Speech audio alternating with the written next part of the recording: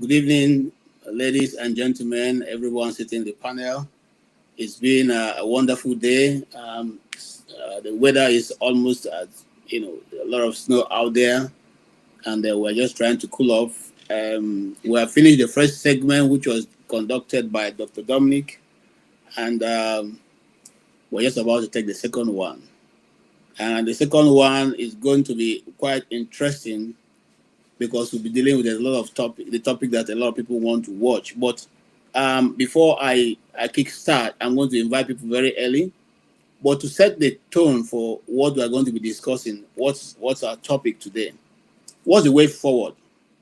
There are many nations clashing in Nigeria, many issues, many discussions, a lot of views, both from primordial, from and pedestrian and native, and all kinds of ideas is being canvassed by different groups of people.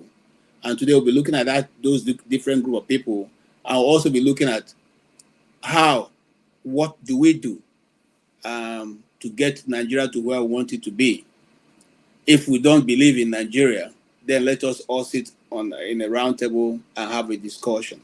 If we do still believe in one Nigeria, then we should all now begin to sit down and look at how we can, begin to put our thoughts together, our actions, and rewrite those areas of our constitution that doesn't seem to make a lot of sense to other people or other ethnic groups, whether they are minority or majority.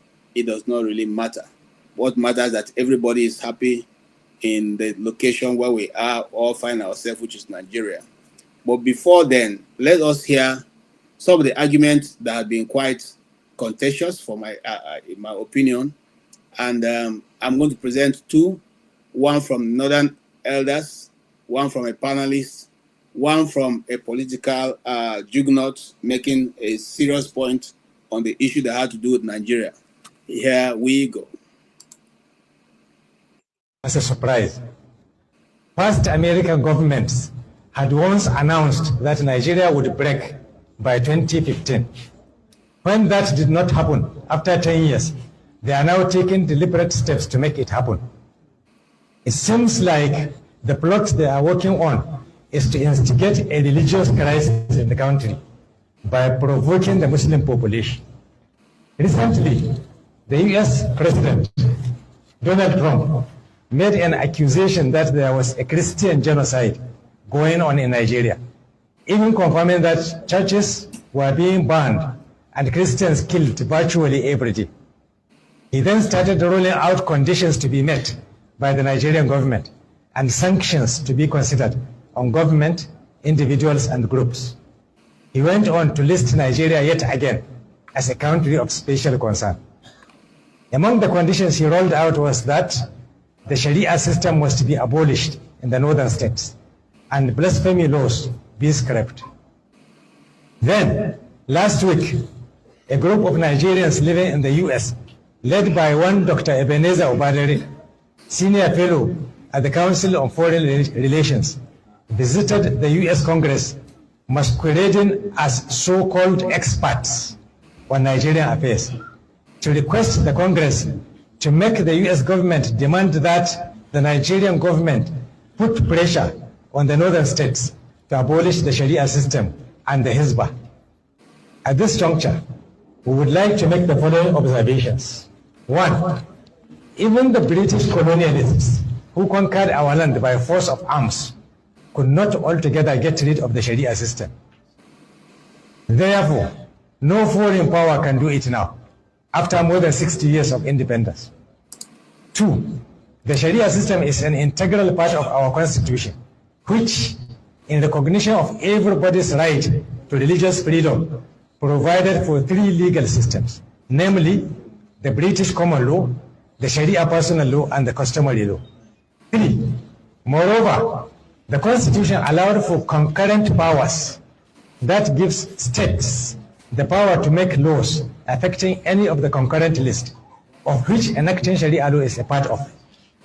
4, unless the constitution of our country and its democratic federalism is going to be trampled on, the plot to force the federal government to pressure state governments to abolish the Sharia system and Hizbah is not wise.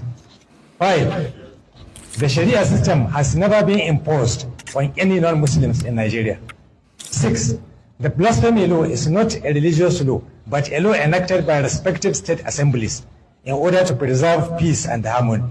7, the Sharia system has no connection whatsoever with the different types of insecurity issues happening in Nigeria. 8, the Hizbah institution has never engaged in any type of unrest. It is an unarmed organization concerned only with the enforcement of Sharia moral laws within the ambit of the national law. Therefore, on behalf of all the 40 Islamic organizations that form the Zamfara State Muslims League, we hereby state the following. 1, we in Zamfara State are more than 99% Muslims. We were the first to implement the Sharia system in 1999. We want all and sundry to know that we are comfortable with the system and we will never allow it to be tampered with. 2, the request of Dr. Obadere is not based on any expertise, but on biasness and Islamophobia. 3, the US has no business meddling in the international affairs of our country, or act as a custodian of a certain religion, or start a new crusade against Islam, with Nigeria as its first victim. 4, we emphatically affirm that Muslims in Nigeria will not stand by and look while a foreign power dismantles the Sharia system just to make some anti-Islamic Christians happy. We know that America has been sponsoring Zionist terrorism in Palestine and the genocide of Muslims. We are also ready to pay the price the Palestinians are paying if America should decide to come to Nigeria to dismantle Sharia. 5, we are calling on President Bola Tinubu to tread carefully. He should remember that he rose to power on the goodwill of Sharia-loving Muslim population of this country. 6, we also call on Muslim representatives in the Senate and the House of Representatives never to allow themselves to be used for the achievement of crooked objectives detrimental to the interests of those they represent. 7, we call on our governors and members of the respective houses of assemblies not to relent or give in on this matter. They must stand firm and ensure our freedoms in a sovereign Nigeria. We are also using this medium to appeal to our northern governors, especially the Sharia compliant states, to intensify efforts in protecting, safeguarding, and promoting the Sharia legal system in their respective states. 8, it is time for our traditional rulers to stand up and talk. The labor of our leaders past shall never be in vain. 9, our ulama and imams must stand up and talk. Imams must convey our message of resistance on all pulpits. Sharia implementation is our religious right, which we are entitled to. We will never accept intervention on how to practice our religion from any quarter. 10, finally, we call on all Muslims in Nigeria to be ready to defend our religion and the Sharia system, whatever it takes. Assalamu alaikum wa rahmatullahi wa barakatuh.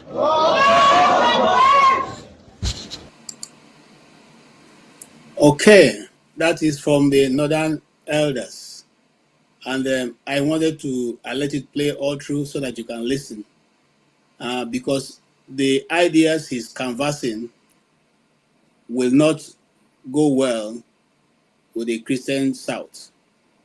But you have heard it, so that it's not like, because sometimes when we come to this channel, people think we put words together that, it's our own opinion. It's not our own opinion. The facts are out there, and they are easy for you to digest and be able to make sense from it. We go ahead and play the other side, but this time it's going to be from a panel. I see all those who are behind. Just give me one few more seconds, and we'll be back to having a discussion that's going to be robust, I promise you. So let's hear from this guy. Was in Nigeria, 73% said sometimes or always they were treated unfairly by the government. This is last year.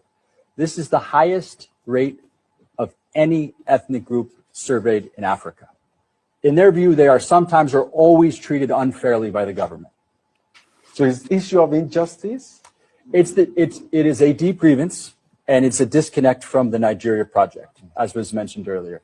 And I mentioned that number just to underscore the underlying grievance that has to be addressed. So amnesty is potentially part of a package, but the disconnect has to be addressed. And the Southeast is a core pillar of the Nigeria project. Comes back to the discussion of its importance. So all of these issues that are being discussed are inherently political. They're being seen through a political lens. For example, infrastructure, development. The grievance is you have a very productive region that is exporting not just to Nigeria, but internationally. You have, I think, Imo and Anambra are number 4 and number 6 for GDP in Nigeria. And that was in 2021, which was a very violent year. So even amidst the violence, three of the 5 states in Southeast are in the top 12 for GDP per capita. Yet there's no seaport. The bridges are not good. The roads are not good. So it is a development and infrastructure issue, but it's seen through a political lens as a political grievance. The same with security, which is you have significant deployment of security forces, yet the perception is the DPOs are not from Southeast. Many of the officers are not from Southeast. They are not necessarily well-versed in the local context. And so they're not performing the role of community security in a way that they or other communities would expect. So that's a security issue, yes, but it's also perceived through a political lens. And it's the same with federal appointments. A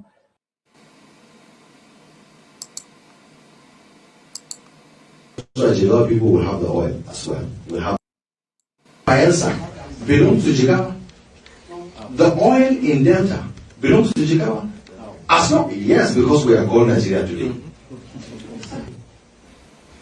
So that's what I'm telling you. The oil belongs to us all.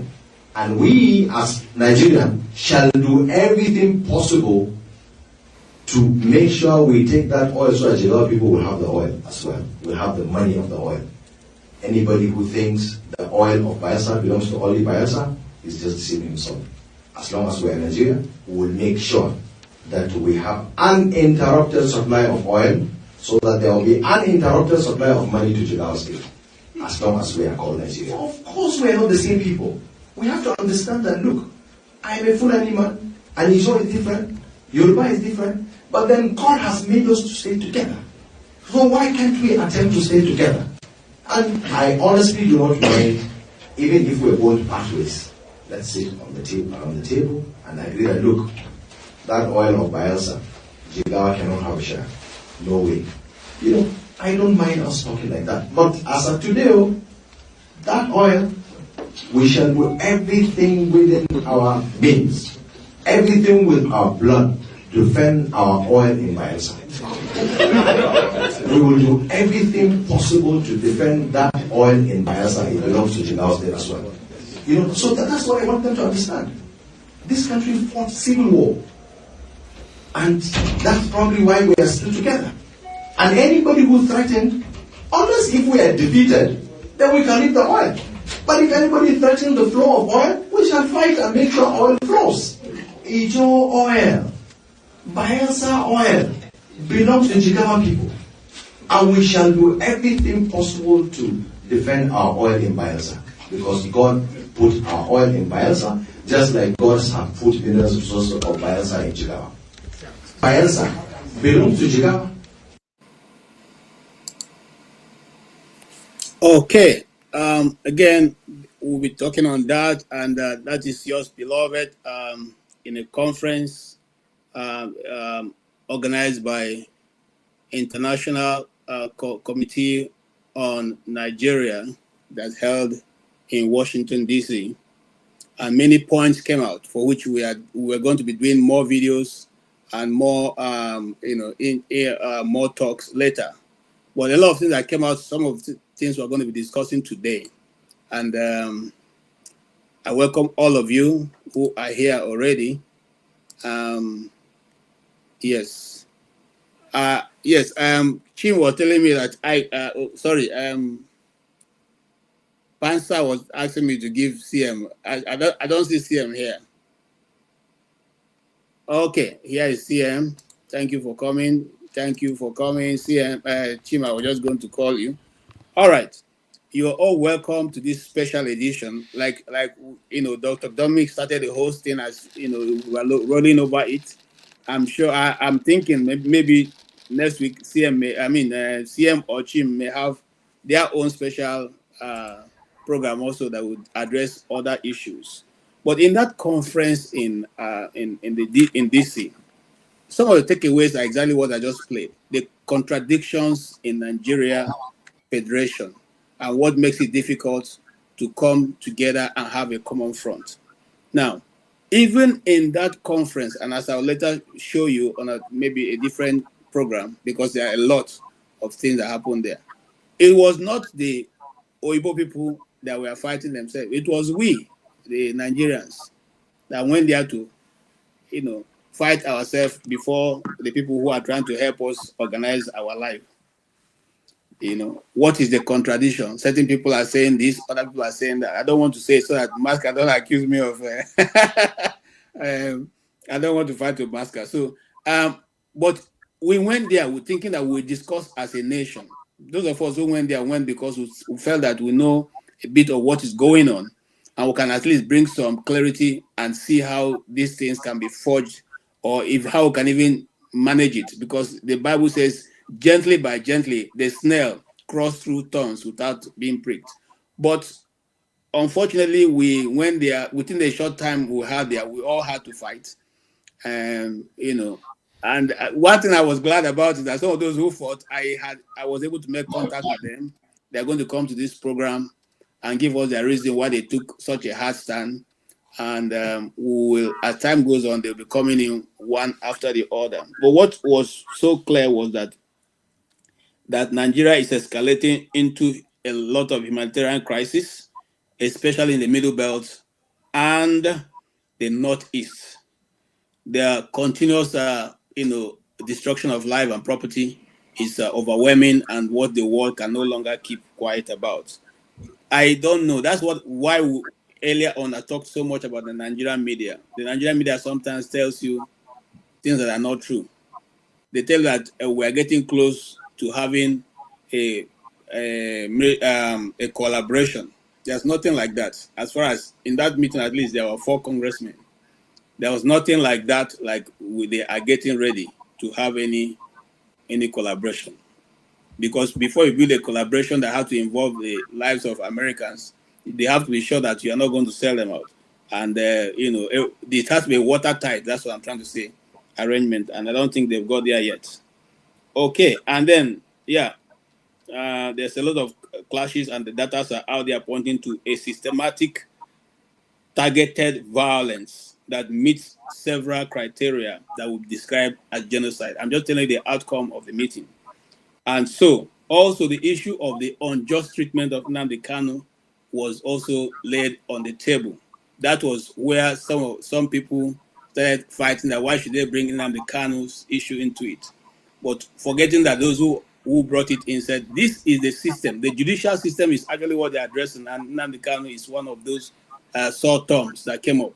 And they were able to say, look, you can't have a nation where the judiciary decides to do whatever I want to do based on who is on trial, and consequently that should be addressed. They concluded that the further erosion of the judicial confidence in the judicial system has also caused Nigerians to be more skeptical about the system.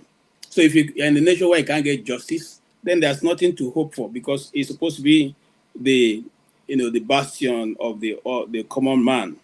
And so they also were able to identify that there's a rising de-radicalization or radicalization of the young people from the southeast and the middle belt because of this constant unjust kind of treatment meted out to people. Because you cannot justify by telling anybody that a man who defended his life from being killed in his own farm with the two that the killer brought should now die by hanging, because according to your law, he should have dropped the two as soon as he disarmed the man, drop the two and run for his life. You were not in the scene. How do you now know how it took place and how that happened? Nobody can tell. Those are some of the sore thumbs that was hanging out. And then the intensified reinstatement of Nigerians in the U.S. The reinstating of Nigeria as a country of particular concern was also specially talked about, and they all agreed that that was the right thing to do, because it gives the U.S. the authority to be able to, deal decisively. And it was also mentioned, and those of us who are there were saying, it's not about the Nigerian people. There are particular key individuals who are responsible for causing these things. So if you can do a targeted, what do you call it now, sanction against those individuals, be it their property, be it their money, be whatever, but as much as possible, let the Nigerian people have no role to play here. It is the individuals who have taken our money, who have opposed themselves on our people, who have refused to bring good governance that brought about all this. Are these problems too much for Nigerians to be able to solve? No. Why then do we keep repeating it over and over again? And also, they also have thinking of appointing a special envoy around the Lake Chad and the Nigeria. Lake Chad special envoy that will monitor the activities going on around there. Plans for underway. Now, there'll be another congregational briefing and meeting the first quarter of 2026, which will be titled Silence the Slaughter 2.0. And that meeting will be held also in DC. If any of you are around, it will be good to have you. Okay, I'll stop there for now. I just want to say that in the meeting, a lot of guys came from Nigeria. Of course, you saw them. A lot of people also came from around the US. And it was fruitful. It was very frank. It was very interesting. Now, the question be, which is the purpose of this meeting, what is the way to forge forward? Because right now, like I played the contradictions in the Nigerian polity, which is the videos I just played for you, and which the ones I could simply just lay my hands on right now. These are contradictions that are not acceptable to, like the other elders have spoken. They will do this to the end. And also the East have their own contradiction, which is that we don't accept how we're treated in the nation of Nigeria. And so if you cannot treat us as equal partners in this business, then let us depart and be at peace with you. That is a contradiction that is tearing us all apart. We're not going to water down also what is going on in the Southwest. The Southwest is saying they also are interested in Oduduwa. And the Oduduwa nation have been something that has been canvassed for a long time. You see, if you watch, I couldn't lay my hands on the video now, but if you watch, there was a meeting of the Southwest in Lagos, and the Lagos State Governor made a declaration. They made it's Yoruba Fest before Nigeria, Oduduwa Fest, and they sang their national anthem, which was not a sin to anybody. That cannot be done. If we play the Biafra anthem, the next morning, all the people who were there would be arrested. But the Yorubas sang their national anthem and declared their unity with Oduduwa first before Nigeria. The Arewa contradiction is there. Arewa is to the north. It's not a crime to be Arewa, but it's a crime to be Biafra. These are contradictions that we must have to check. Telling us not to talk about these things is just postponing the doomsday, because the time will come when there will be a king that does not know Joseph, and that will be a problem for both the north, the south, and the east. So, gentlemen, that's my intro for this, and you're all welcome. And yes, I will allow Chim Okay. to fire first. Okay. Chim, you have heard my introduction. What No, is your... no, KG, let's see him go ahead. I'll come in later. Let's see him go let me ahead, please. Okay, I just, so thank I'm you. not Thank you. confused, I want to put Thank, CM. thank, All right, go ahead. thank you. Thank you for conceding that right to me, Kim. I mean, Chim. Thank you. I think Chim is here. Yeah, that is your full name. Thank you ever so much. And thank you, KJ. But the thing is, this is such a topic. I think this is the heart of what Nigeria should be discussing, even on a daily basis. What I will say from the video clips you've shown is, I welcome all the sentiment expressed. To be honest with you, when I say I welcome it, I love it. The thing you use, the greatest solver of any problem is dialogue. But in Nigeria, we don't seem to. We suppress everything. In a plural society like Nigeria, you say what you want. Go and reflect on it. Say this is what you want out of Nigeria. There is no, I can never begrudge you of that. I can't stop you. Because Nigeria is when I don't discuss Nigeria as an abstract. I discuss Nigeria as different nations joined together to be a country, not to be a nation. So you say what you want out of Nigeria. I can't begrudge you of it. But when you say what you want, be prepared to allow me also say what I want. If in the course of you saying this is asking for what you want, and I'm asking for, if we can't agree, I go my way. That is the situation. That is the position Nigeria is now. When you mention Yoruba governor singing a Yoruba anthem, yes, that is what they want. I can't go and stop them. Even if I'm the commander-in-chief, I won't go and they arrest them. I will even encourage Ibibio sing your own national anthem. Ndibo, if you know your own, sing. The man who is really telling them, replying America with all the 9 items, and then they made their point known, I will clap for him. This is what he wants. Now, I will state my own. Ndibo, what do you people want? I won't stop the man.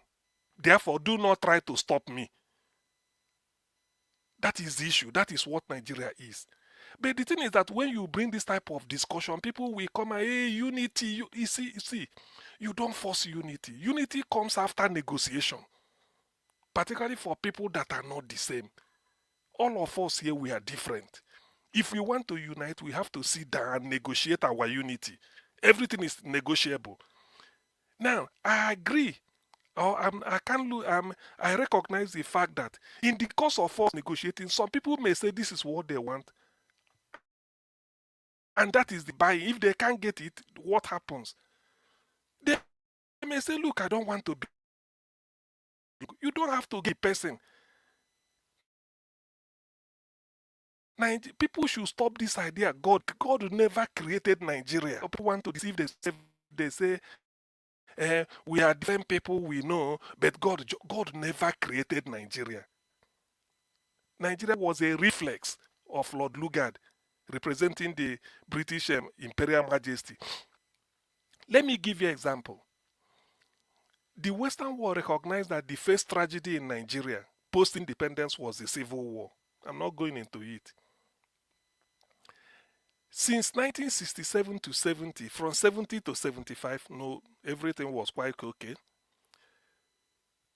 To 80, no problem.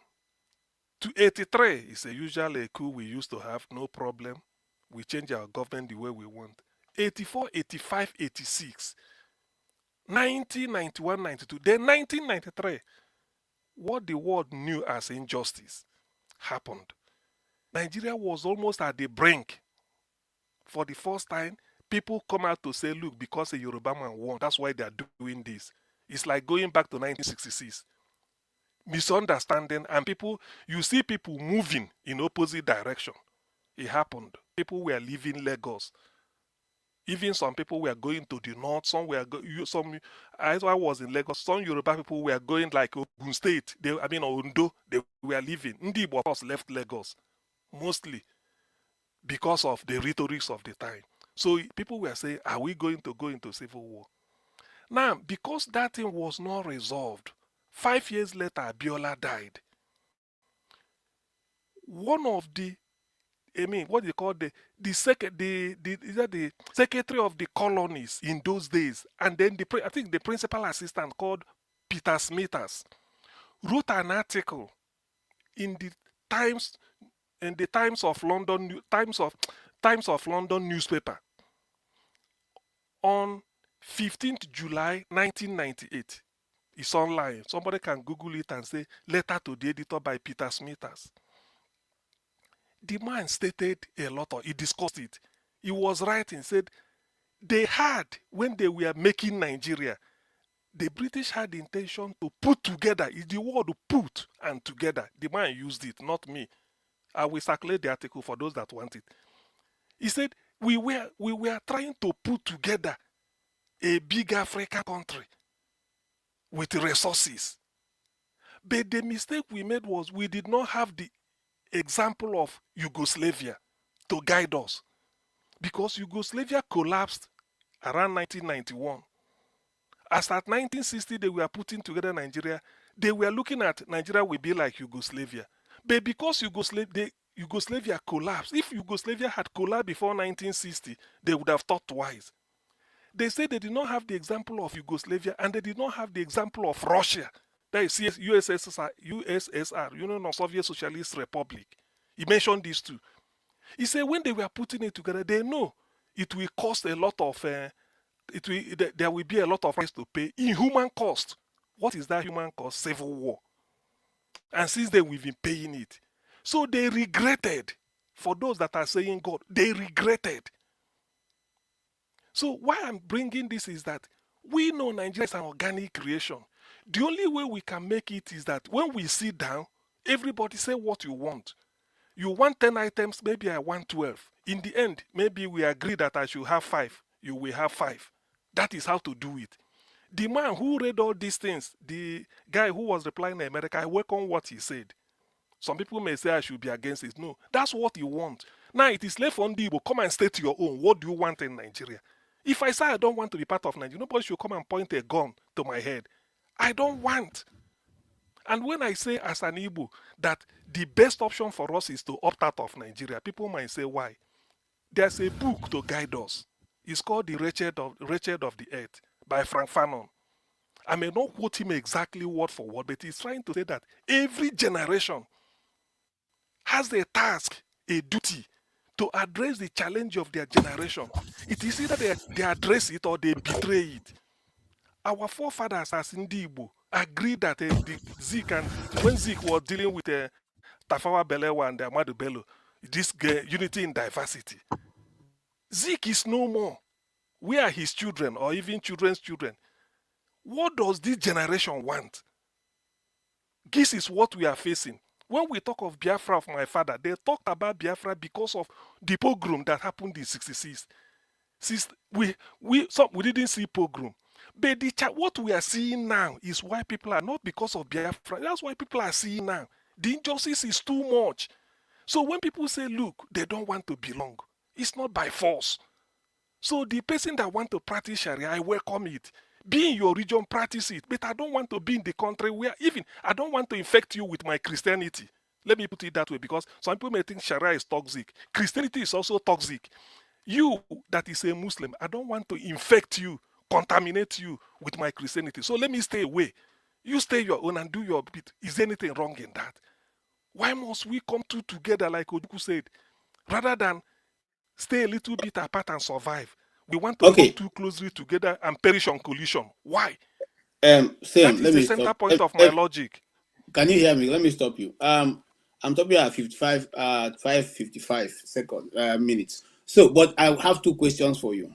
One, people quote to say Ojuku said that it was a bad idea and said that if he had a second choice, he will never go back there. I've not read that interview. I mean, at least I had the privilege of being one of those who spoke to, who had a knowledge of the interview that was done before he passed. Secondly, David Omahi said that there's no need for you people to continue to ask for Biafra now because Tinubu has done everything in Igbo land as you want it. What's your stake as you begin to argue for the point of the Southeast? Because you've already done 5 minutes, you only have 2 minutes now. Just 2 minutes to ask this question. As for David Omahi, that's a stunted growth. I can never say anything about that. God forbid that he doesn't deserve an intelligent reply from me, with all due respect. That's one. I don't want to blow my trumpet. So David Omahi, to me, whatever he says exists in the wind, it's not for me. Some people can address it. For me, I cannot descend that into that gutter with him. God forbid. Then as for what Ojuku said, you see, Ojuku faced the challenge of his era. We are facing our own challenge. That is the center point of the fact. I've said Frank Fanon's book. The man wrote it and said every generation must face the challenge of their own generation. The challenge we are facing now is that I want to be on my own. Yugoslavia, they've gone on their separate way, 7 countries. Russia, the same thing. So the idea of bringing people of different nations and then forging them into one nation, it doesn't work. Those that tried it are regretting it. Go and look at the letter to the editor written by Peter Smithers. The people that put them together, he said when they want to put together, you know what is put together? Put people together without their consent. That is the phrase, put together. And somebody is still coming to tell me for what? And if I may cite example, because I know there is no this time because I'm always very verbose in discussing this. Britain, Nigeria is the only country forcefully joined together by Britain that is still existing the way they left it. Where is Rhodesia? Where is northern and southern Rhodesia? Where is Uganda, Tanzania, and Kenya? Where is Sudan and southern Sudan? What are we talking about? Where is Pakistan, India, and Bangladesh? Where is India? Where is Malaysia and Singapore? Are they not British colonies? So people should look. All these things, you see, as a trained scientist, we make use of data. A trial judge in a court, whatever he says, we say from the evidence before this honorable court. So if I'm to be a judge, we say from the evidence before Nigerians now, what do we make of the data? The data we are seeing, we are incompatible. All right. Thank you. Steve, thank you so much. I appreciate your time. Okay. Stay humble. You are here, and you saw the intro.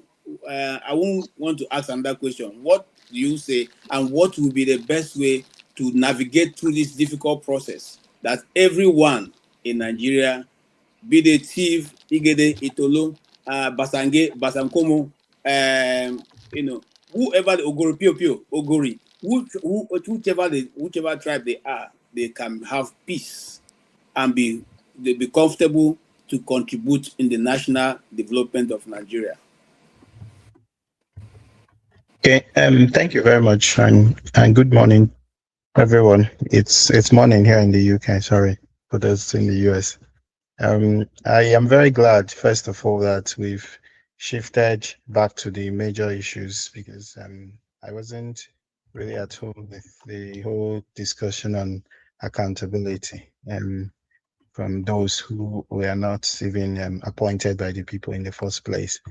And yeah, I think that discussion then moved from the sublime to the ridiculous when they started discussing Natasha Akpabio, which is a topic that I think the people on this panel are too intellectually sophisticated to discuss. That one is for market women. So regarding the Nigerian situation, one thing that I just want to mention before I even say anything is that, this is either maybe good news or bad news to those who still believe in the one Nigeria, is that Nigeria will eventually disintegrate. It's a matter of when and not if. So the question will now be what, how will it happen? Into how many pieces, and what will be the result.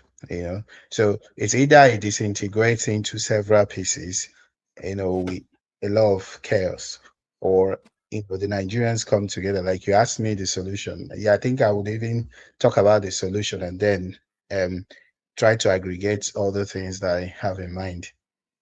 um, when you go to places like the Middle Belt, they still don't believe. The other day, Pastor that Shomo was here, and the other time, one of the popular guys on social media who was invited, 90 Minutes Africa, they still believe that Nigeria, that the people are, they're agitating for separate nations, are comedians. So they still believe that these Fulani jihadists are their brothers, and they still believe in the so-called one Nigeria, and that's really unfortunate, and that's quite tragic. Because such sentiments are very, very unhealthy for them and for the whole country at large. Because I think the greatest tragedy that befell the African continent is the failure of Biafra to become a nation. Because with Biafra as a nation, that would have been the only, maybe the first developed African country, really, the first real developed African country. And if you had a Biafra very strong, there wouldn't be Islamic terrorism anywhere. The Biafran military will crush them, so we all know that. So these people will not exist in our neighborhood at all. Um, so the solution to all the chaos in Nigeria today is for the so-called Nigerians to come together to say, look, we want to pursue nationhood because Nigeria is not a nation. And for those saying that it was God that cobbled Nigeria together, um, yeah, I don't really have a response to them because when you take the example of countries like Yugoslavia who were together and later it disintegrated into, I think, 6 or 8 pieces, and they're all doing well individually as individual nations. Netherlands were, was composed of Holland and Belgium, before they separated, and so many other nations, really. The Scandinavian nations, there was a time they were, some of them were together, but at some point they thought rightly that they needed to go their separate ways in order to move forward as peoples. So that's the same thing that applies to Nigeria. The Hausa man will do really well on his own. They've got great cultural attributes. They've got really, really talented people. The Yoruba people will do excellently as a nation. The Benin Empire or kingdom would also be great. The thing is that we don't share the same values. The value of an Igbo man is, values of an Igbo man is different from the values of an Hausa man. And the Igbo man believes that whatever you get is not given to you on a platter of gold. It believes in hard work, believes in industry, believes in entrepreneurship. Other people may not share the same belief, which is all right. If that might work for them, because everyone must not be the same. But if you say, oh, look, we must all be together in the contraption, and these people give this person chance to get to the top, because what's happening in Nigeria is a total mess. And with Nigeria, I said this in 2010 when I was in first year. We're having this conversation, and I told people that Nigeria will not make any headway as a country, as a so-called nation. And some people laughed them because that time the economy was not looking bad. But the thing is that it's not about somebody coming in and doing one or two things to make things better, and structurally is defective. There's no foundation. It's just a house built on waters, with very, very faulty, with very, very weak sticks, holding the house together. It will eventually crumble into pieces. And it's happening in our eyes. And even as we speak, 20 persons have been kidnapped from a church in Kogi State by the murderous, terrorists, the jihadists. And nobody's even talking. It's become normal. We are not even batting a lead. We are not sorrowful. Again, we are all smile. We are all smiles. It's nothing to us. And as I speak now, there are some people who are preparing their lecture to counter me and say that it should be the norm. That we shouldn't even talk about it. But it's happened, and everybody has moved on to something else. And some Okay. people. All right. Thank you. I need to stop you. You have not even taken your extra minutes to talk. Thank you so much. I'll come back to you because I still need you to think about it. Speaking, you are from the southeast. So tell me what to specify the Igbos to continue to remain in one Nigeria. That is when I come back in next round. So think about that. Bro Ike, good evening. Okay, he's on the phone. See, KJ, can Brother Chim go? Okay, all right, Chim, go ahead. So thank you, KJ. So KJ, do you want to remind me exactly? I can see the violence. Jim is sleeping. What is talking about? What's he talking about? Oh, I thought you were sleeping. Okay. So I've already laid out what we are going to be discussing. So, which is the fact that these are contradictions. Great contradictions exist in the Nigerian Federation. How do we take care of that to move forward? Okay. All right. So, good evening to everyone. It's evening, I guess, irrespective of where you are. Also, for some people in the UK, it's early morning. So, and Nigeria with Masca here. It depends on what angle you're coming from. If you are if you're an ardent advocate of that Nigeria should survive, I think the very basic way out of this is for us to start having what Mr. James earlier on referred to as reasonable men. And in trying to follow from what he said, then I had earlier said that our current president, for instance, did not necessarily believe in one Nigeria. I mean, his previous comments are all over the internet for anybody to see. But now he's in the saddle, and I guess he's an advocate of one Nigeria, which is always the case with some of our elites. Once the moment they get into mainstream anything and are benefiting, they forget the views they held yesterday.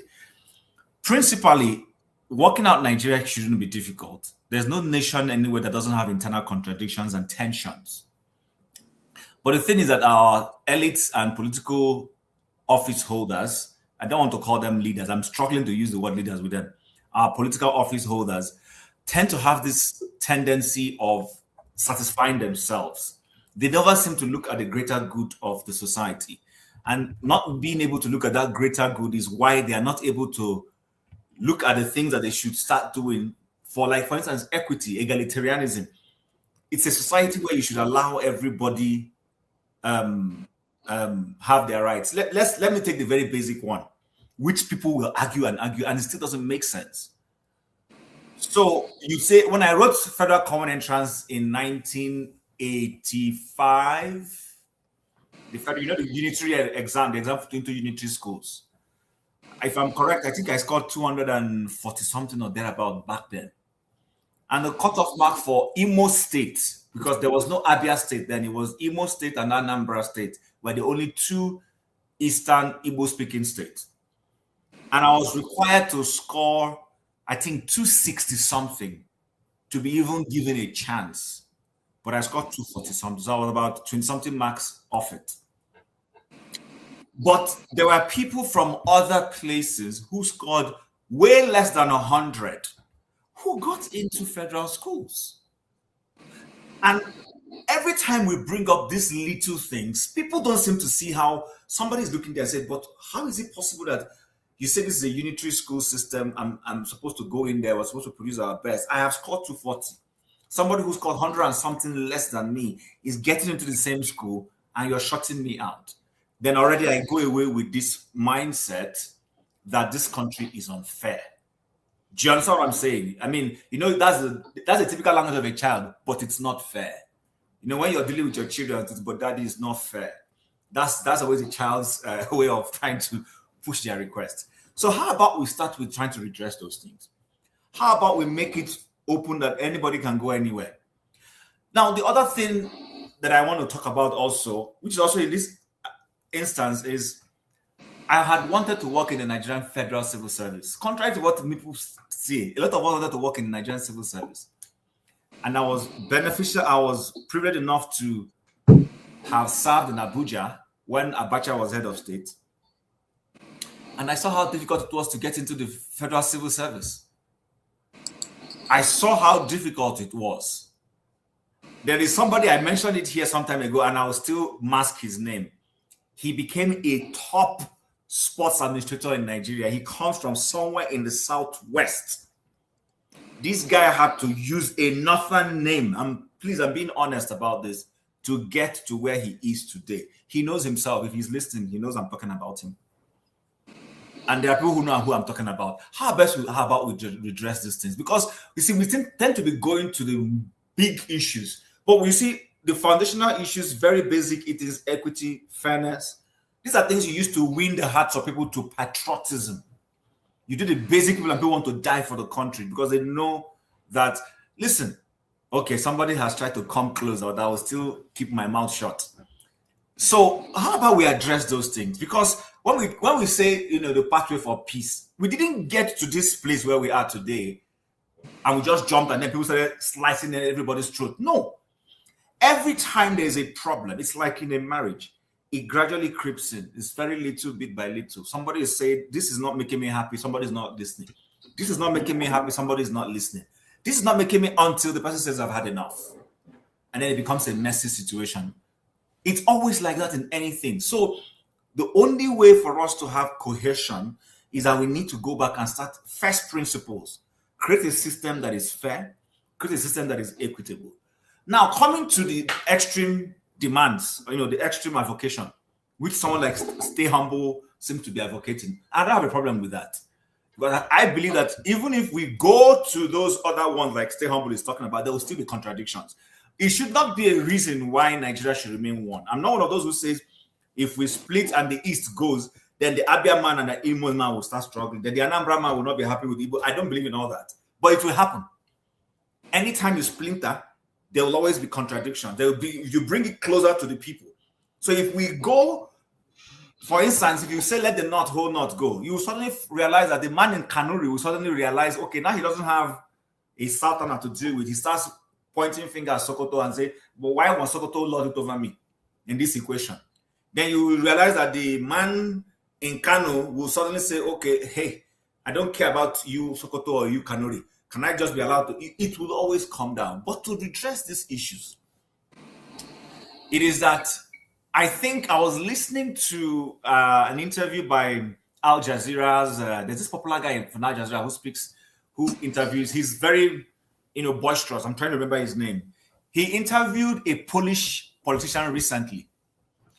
And he accused the guy of being a racist, not wanting people from the Middle East to come, that the Polish government and the political power party in office in Poland is racist and is shutting the door to people from the Middle East. They only want people from Ukraine to come in. And the guy said yes. He didn't deny it. He said yes. What you are looking for is Mehdi Hassan. Mehdi. Thank you very much, my brother. And he said to himself, he told him, we're not, listen, that they don't believe in a multicultural society. He said multiculturalism is the cause of the world. I sat down and I listened to him. I had to go back and think about it. People will say, oh, but what about America? We'll come there. Not many societies can deal with multiculturalism. It's not an easy thing to deal with. It's something you need to think deeply about. And if you want to have a multicultural system, that is why you must have the need for equity and fairness. Okay. Let me Okay, just Chief. land on this, sir. Let me land on this. If you don't do that, you will now start creating competition. And it's like in the Bible where they said that the non-Jewish Christians were feeling that their widows were being neglected, which is why they created the office of the, you know what I'm talking about, to take care of them, give them food and equity. It's something that always happens. If there's no leadership that is fair towards everybody, then it creates confusion. So I think the basic thing is to be fair. Look for a way to be fair to everyone, or to be safe to be fair. And then you begin. All right, Chief, I need to stop you because I'm trying to be fair to everybody now. Go ahead, sir. Yeah, I've already taken more minutes. Thank you so much. And that contribution is quite clear. But if you wanted me, I would have asked, is it that you guys from the Southeast have a problem with, what are the real reason? And that's what I want everybody to. What is the contradiction that is so painful for us not to be able to contain each other, and how those can be negated? If you can, and at this going forward now, if you can mention them, so that those who are coming here to monitor what we are saying, we hear what people are saying, that these are their problem. If you can mention the problem, and I'm not saying come and discuss on behalf of the Igbos, discuss on behalf of your own people. So if you are here and you are not Igbo, please feel free to discuss what you think. And if you don't have any problem the way Nigeria is, also tell us you don't have a problem. It is cool the way you are, the way it is, and you have no problem. So we know that other people are the problem. Having said that, let's push ahead. Maska, you're welcome.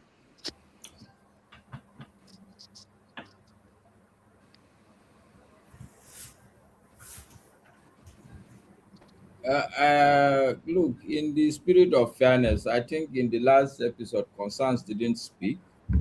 I think he should speak before me. No, but it's not a continuation of the other one. It's a totally different program, brother. Okay, fair enough. Look, in any case, there are two things I would say, KG. First, I will attack you. So let me. No problem. Feel free. Yeah, I know. Obviously, I'm a free person. One would say what you have to say. Look, the challenge I have with you, KJ, it's you set up. How do I call it now? You set up a premise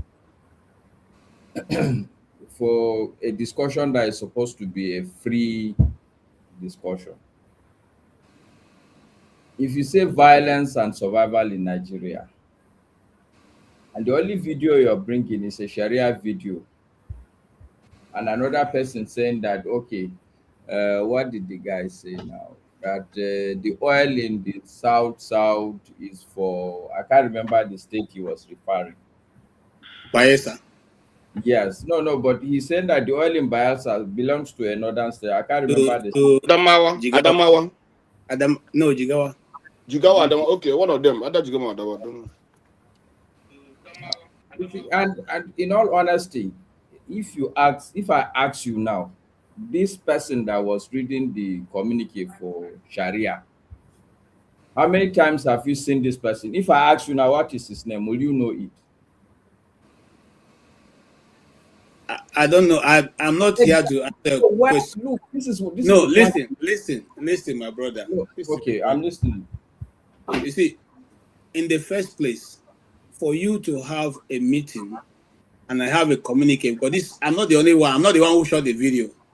Okay, this guy introduced himself and the group as Northern Elders, and it's not only one person that speaks on behalf of Northern Elders. Many people have spoken on behalf of Northern Elders. Those who know, those who don't know. So what you are going to now, it is rather irrelevant. He has been able to articulate what is the position. Hold on, sir. He has been able to articulate what he feels is the challenge for the North. That's what we're discussing. So let's deal with that. To start with, that guy was speaking for Zamfara. But Masca, deal with the subject. Oti, Forget please. the message. No, Yeah. see, let's It not doesn't turn matter. Deal with the subject, wait, please. Oti. It's not an us versus them thing. I know, but you know. Okay, so wait now. Why do I have to be dealing with so many people at the same time? KJ is good enough. Let KJ speak. I'm only So attacking. why not give Masca 5? Hold on, guys. I see. I said earlier what was said is broadcast. I don't want it to be rowdy. So and because we are not even dealing with what he said, we are looking for solution. So if you have the solution, say it. You know why? Because the channel we are on is being monitored by people from Nigerian government. So say what you think is the solution, and they can run with it. It's as simple as that. What is the solution? Okay, maybe I didn't lay the premise properly. Lay it and answer the question. Okay, good. But even if you didn't lay it, are you not interested in hearing what you did wrong? See, for the work of arts, anybody can follow any direction. There are many roads that leads to the market. So this is the road I have followed. Follow your own. Okay, KJ, I will drag you. Even in arts, there is exhibition. Other artists will go and see what other artists have done. It does not mean that at the same time if you are giving even the in arts, KJ, even in arts, critique is a very important part of arts. Even if it is arts you're doing here, I will be justified to pass a critique. No, let me tell you something. We were once having a theater presentation of Wole Soyinka's book, directed by somebody I won't want to call his name. But Wole Soyinka came to watch that play. And in the middle of the play, he got up and said, "That is not my play. That is not my script." You know what the lecturer said? "Walk this madman out of the theater." That's exactly what happened. You want to walk me out? No, you want to walk me out? I'm just simply saying, any person has the right to create the narrative he wants. You answer the question. Well, you see, we are rather dragging out. Going. No, if you don't have the answer to the question, let us move forward. If we, no, okay. So what are you saying now? Should Nigeria leave every issue and move forward? No, because but you are rather not answering my question. You are trying to reframe it. Okay, that is the question I put on the ground. Don't reframe it. What is wrong? And I have even given you. Hold on. What is wrong in me trying to reframe your question? But I've given you that. I say, okay, you reframe it and answer what you want to answer. You are still.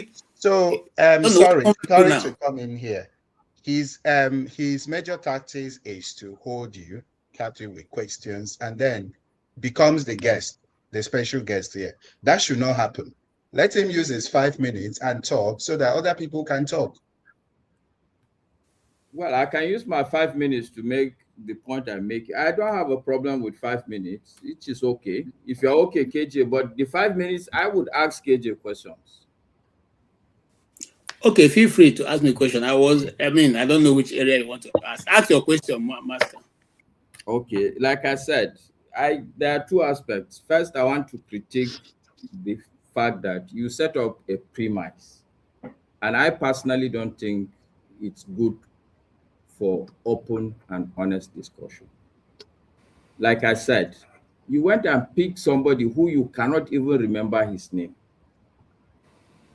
and use that to set a stage for a national discussion.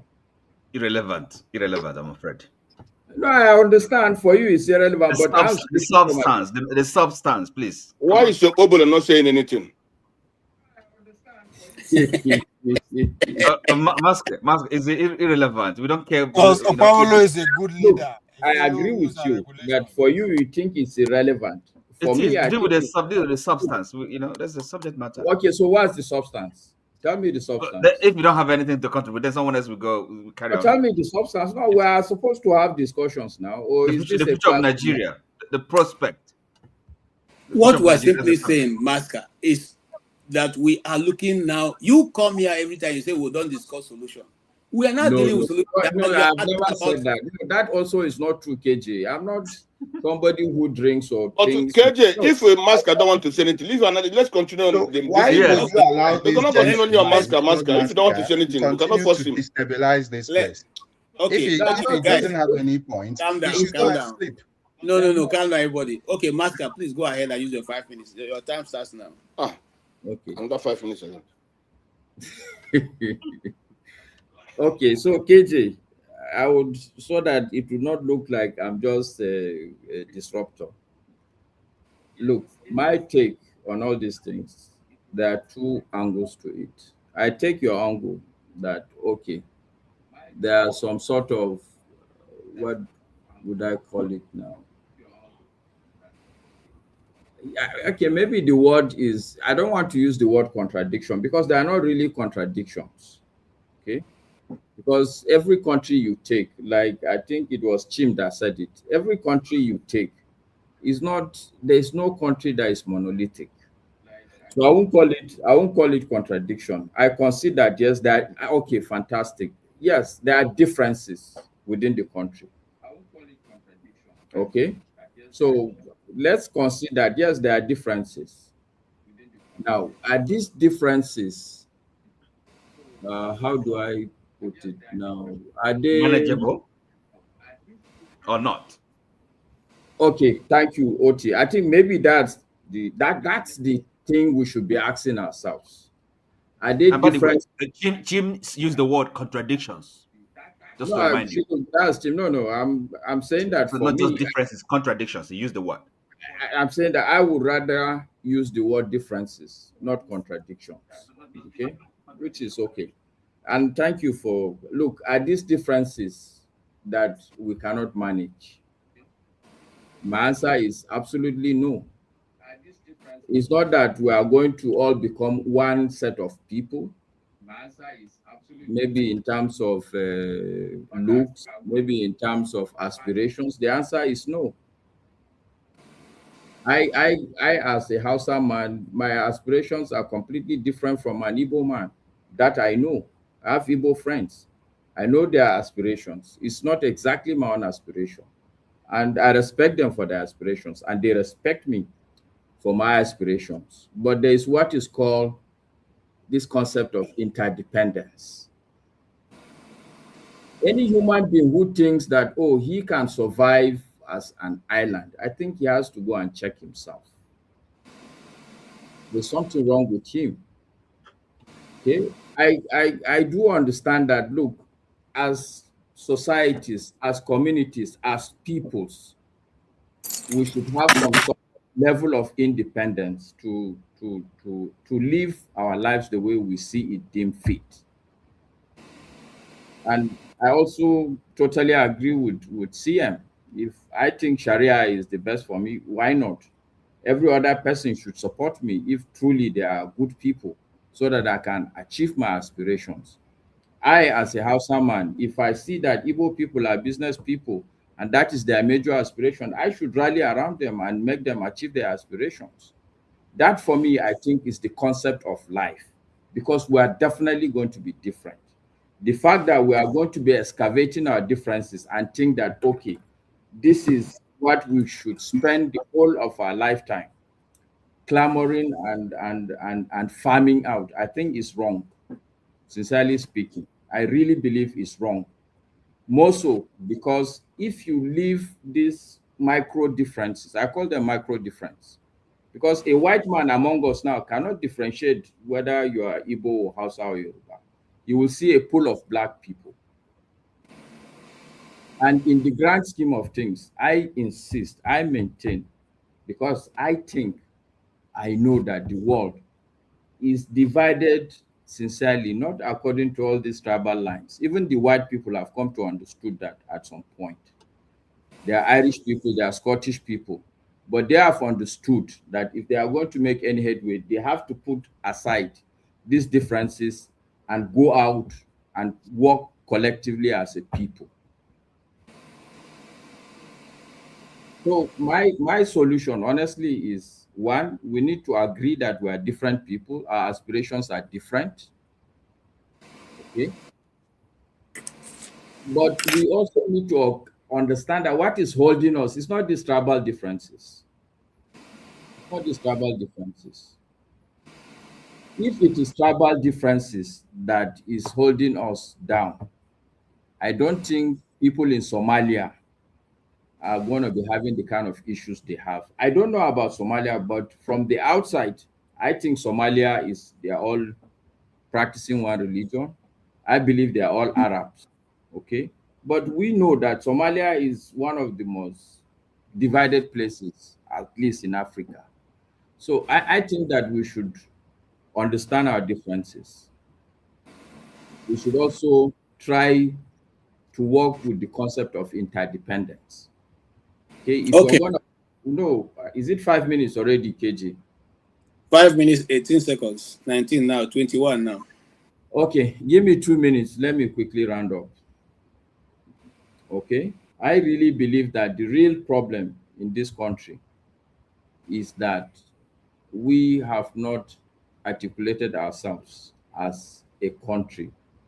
We can't be a nation because look, nationalities are different. TIF will continue to be a TIF nation, but we must forge a country based on this concept of interdependence, because no nation has everything that it needs.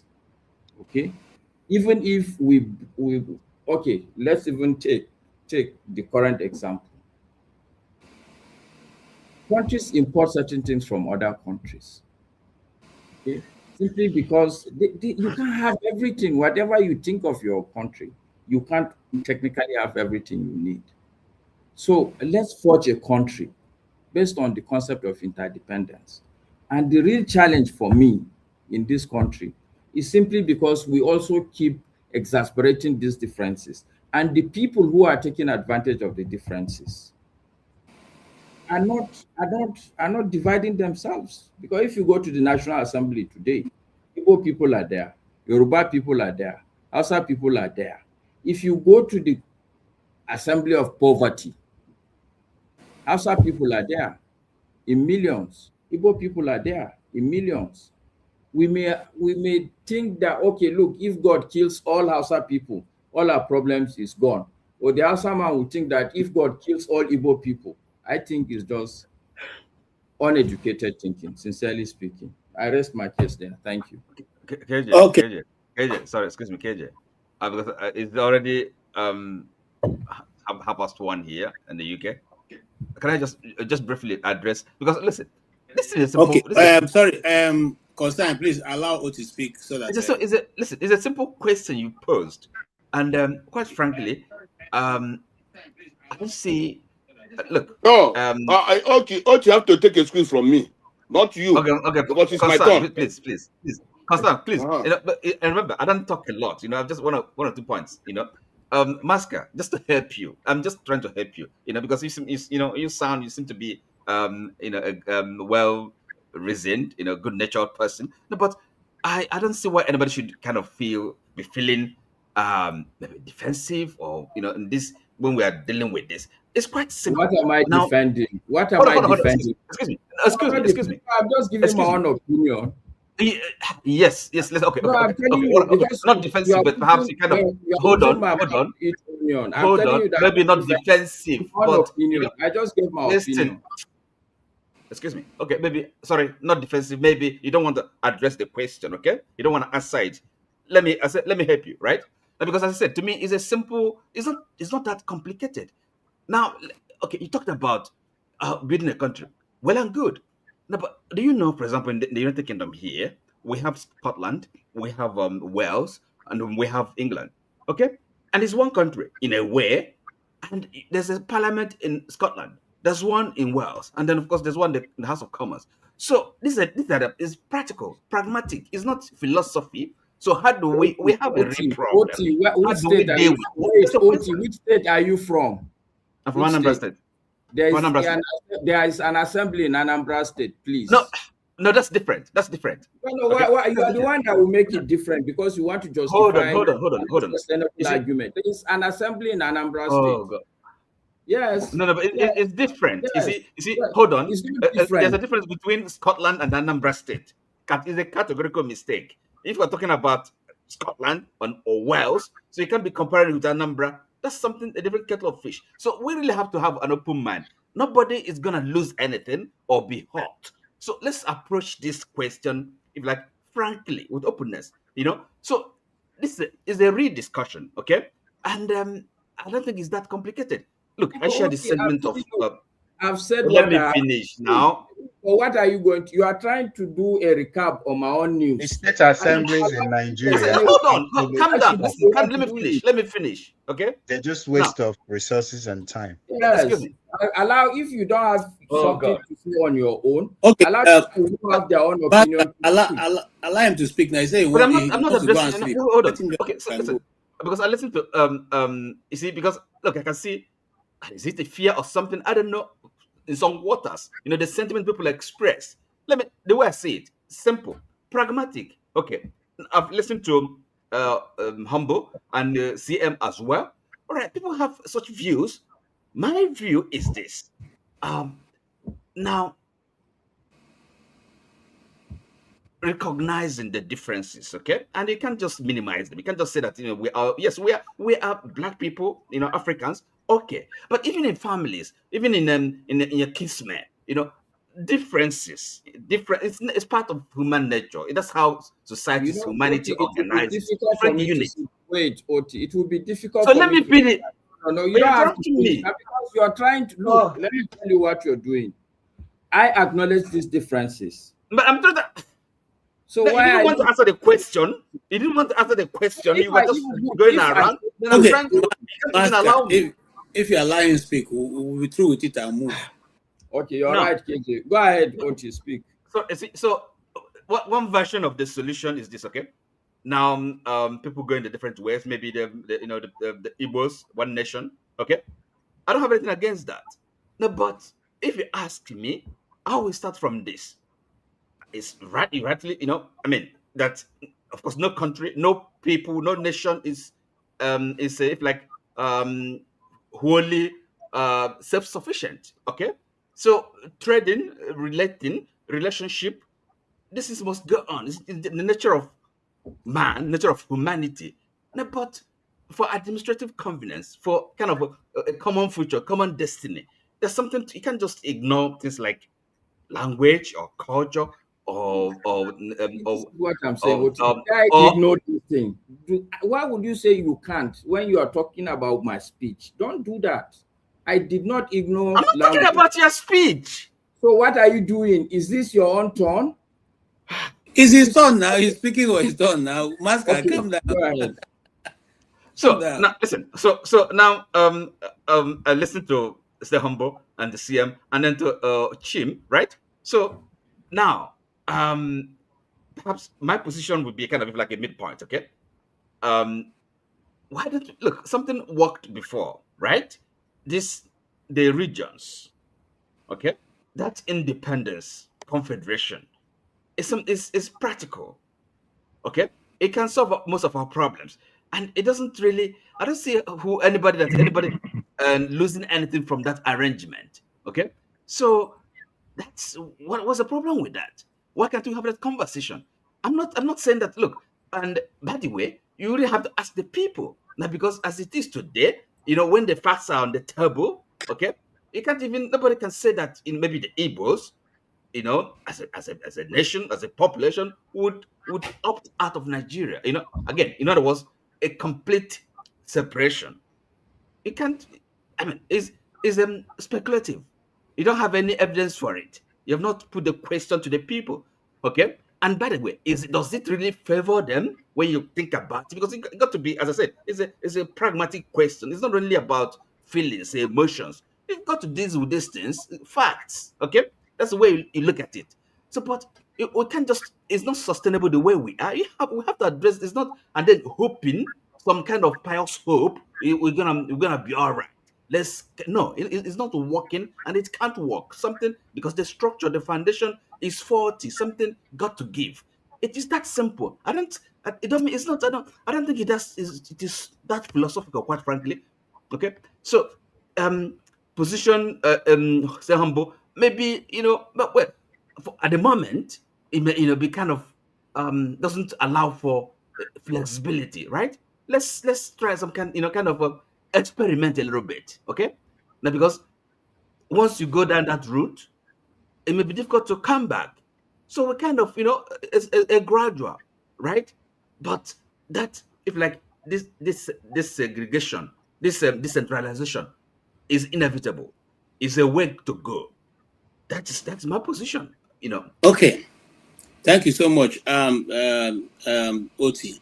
I will have simply asked you that, you see, what some people say is that if there is a division and the Igbos, the Yorubas, the Angas, the Jukum, the Birom are their own, what happened in Germany with the former Senate president, and what's his name now? Ekweremadu. What happened to him? If for instance, he wasn't an Igbo man and Igbos went to slap him, it would have been a problem in Nigeria.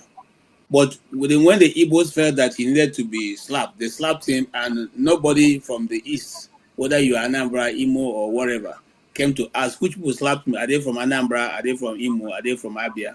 Are they from Ebonyi? So what they are simply saying that when majority or when tribes coerce together, they can manage themselves much better than when being managed by external forces. And this also came up in the meeting we had in DC. They were saying, this is their conclusion, which we'll probably talk about sometime later or next week, that police people should be posted to their localities because they will deal with their people fairer and know how to cut off criminalities. The army should be posted to their localities. Their commander should come from those localities. So that you are not saying, Aburi Accord, back yes, so that they are not saying that you are treating our people poorly, or they don't even understand the environment, the social cultural environment they are dealing with. And that what they see now, I'm just telling you their conclusion, is that there's so much high-handedness of these individuals when they are dealing with people that are not their people. But if they were their people, they will probably not behave in the very crude way they are behaving. So, will you agree with that assertion? I do. And as I said, it's not this. We're not reinventing before you go further, what do you also think of the state police that they are proposing? The same thing. It will help. Again, it's a pragmatic, practical, local policies. Again, this is something that can we test it out. It's a good idea. State police, and again, that is really the restructuring, the regionalism, the power. Really being close to the people. Let people govern, manage their affairs. Are you with me? It is simple. It's not something. It's not a great discovery, right? It's something that has worked. Okay, so in other words, that is an alternative to if like this kind of a Soviet Union or maybe a Yugoslavia,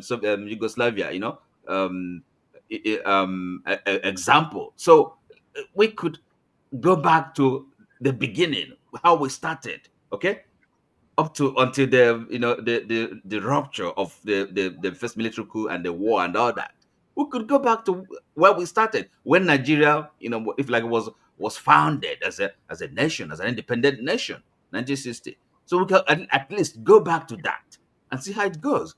At least every region then, can manage their. Look, you see, there will always be problems, even in families. Okay, so maybe whether it is if it's married to one wife or two, okay, with one family, you can't. Problems is just part of human life. Okay, you're gonna have contradictions and tensions and conflicts and all that, but it's just how are they managed?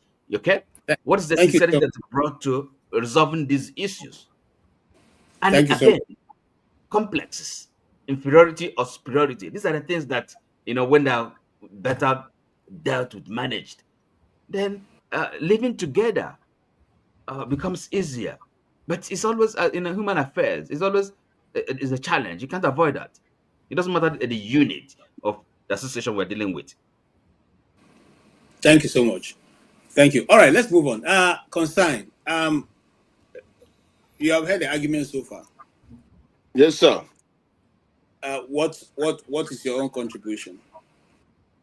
Yeah, I want to thank you and also other panelists.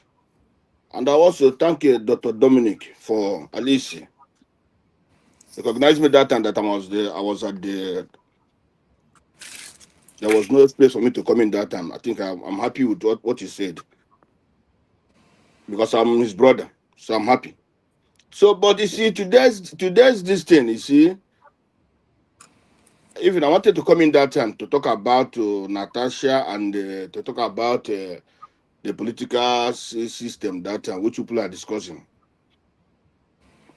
Nigeria, for now, whatever happen, whatever anything, anyhow, we want to make Nigeria now. Before Nigeria can move forward, people have to come together and talk. If we cannot, all of us cannot come together and talk, Nigeria cannot move forward.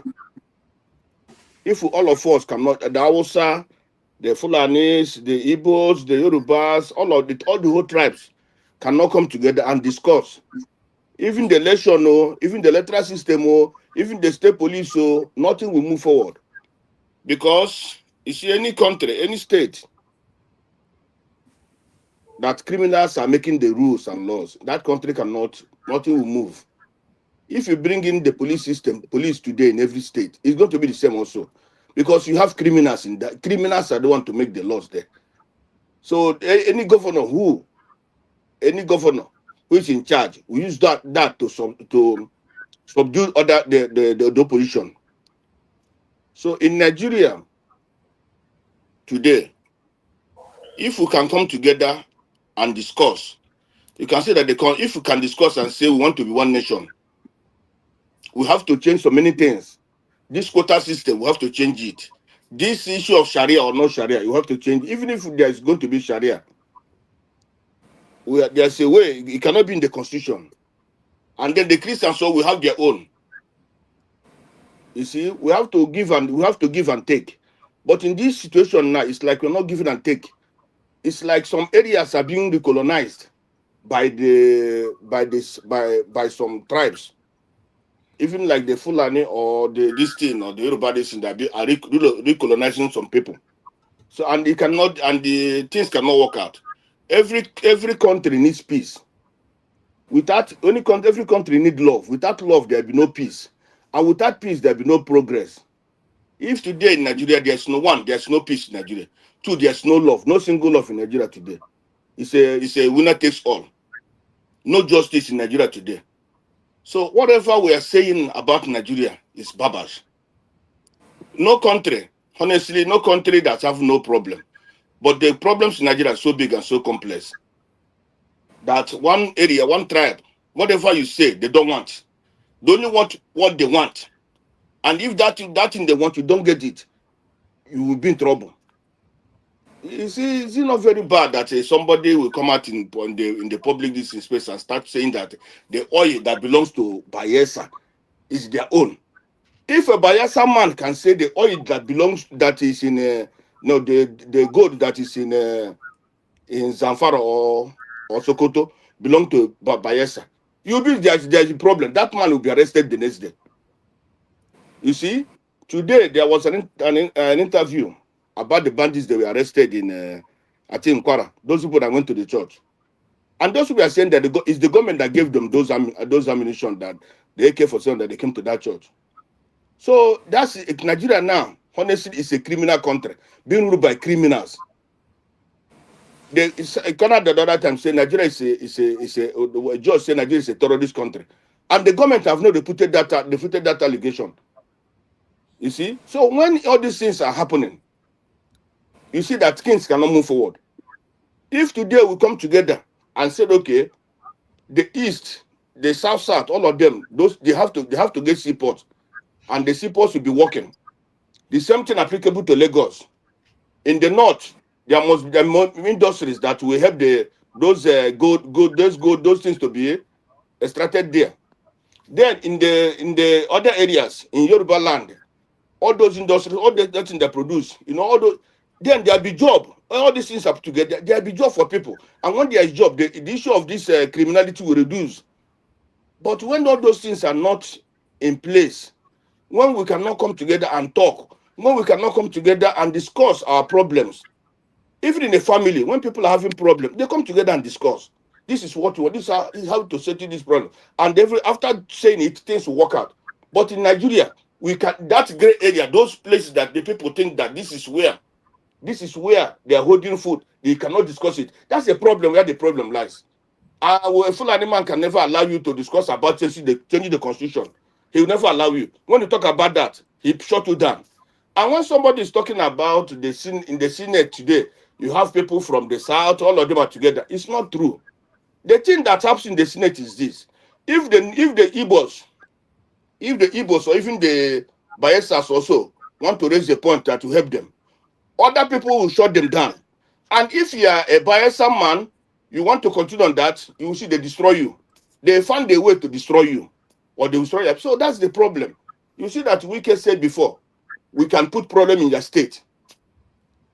How can a state, if somebody of that nature come say, a government officer say, if we want to destroy you, you can tell the governor that any governor that challenges me, I'll put problem in state. And such a person is not arrested. You see the other time, what they call it, the one that he was this into Buhari. He said, what he said? He said that either your land or your life, and such people are not arrested.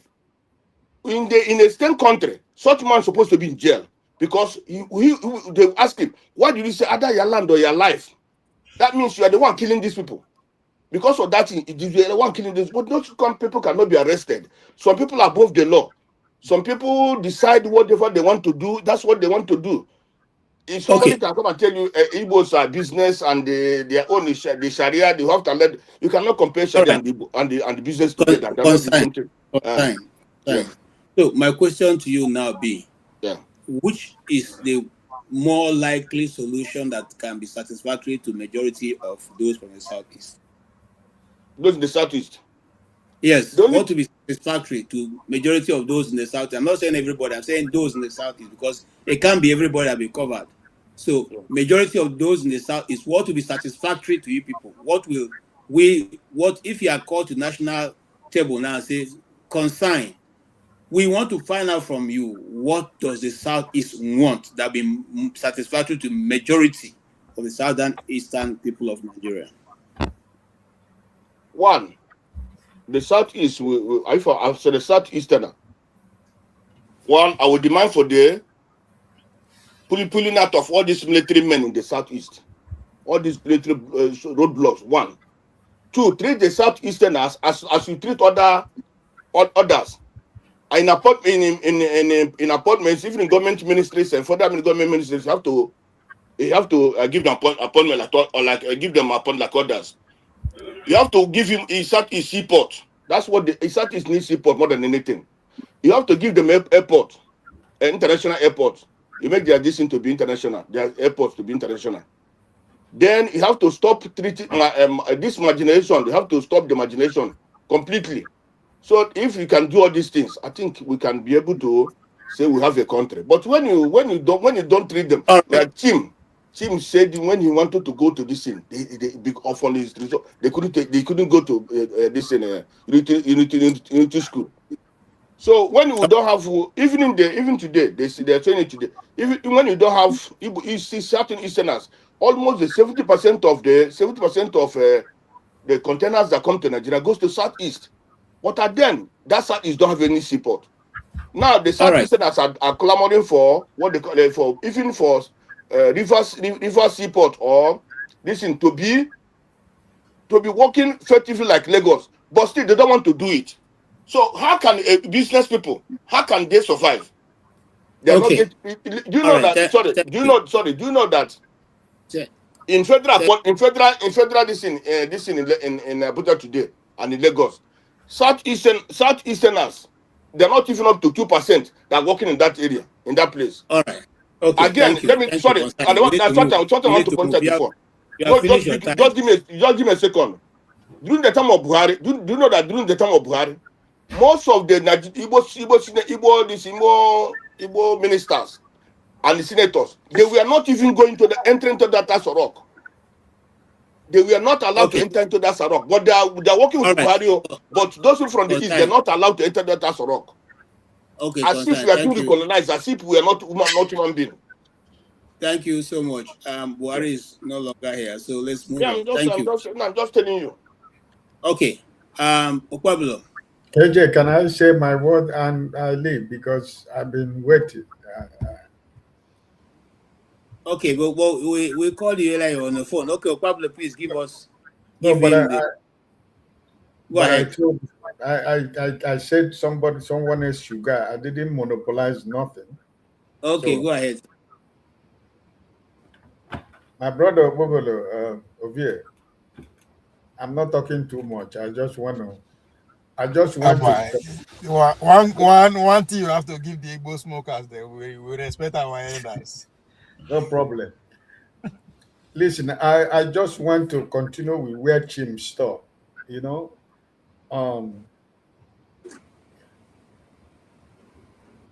there are small things that Nigeria need to solve before we go for bigger things.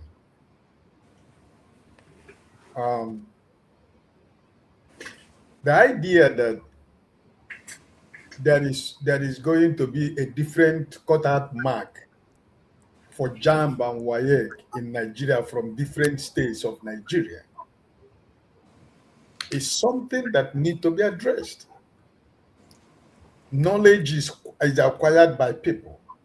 All of us go to exam. Who pass goes to school. I shouldn't be in the same country where somebody from somewhere should get 140 and I should be forced to get 350 in the same country. Those are the things that need to be phased out of Nigeria in order to build that consensus and trust among each other. You cannot, in Nigeria as of today, the 5 eastern states has 5 ministers, while Ogun State has 5 ministers. In the same country, the 5 eastern states, they have 5 ministers, while a single state from Ogun State has 4 or 5.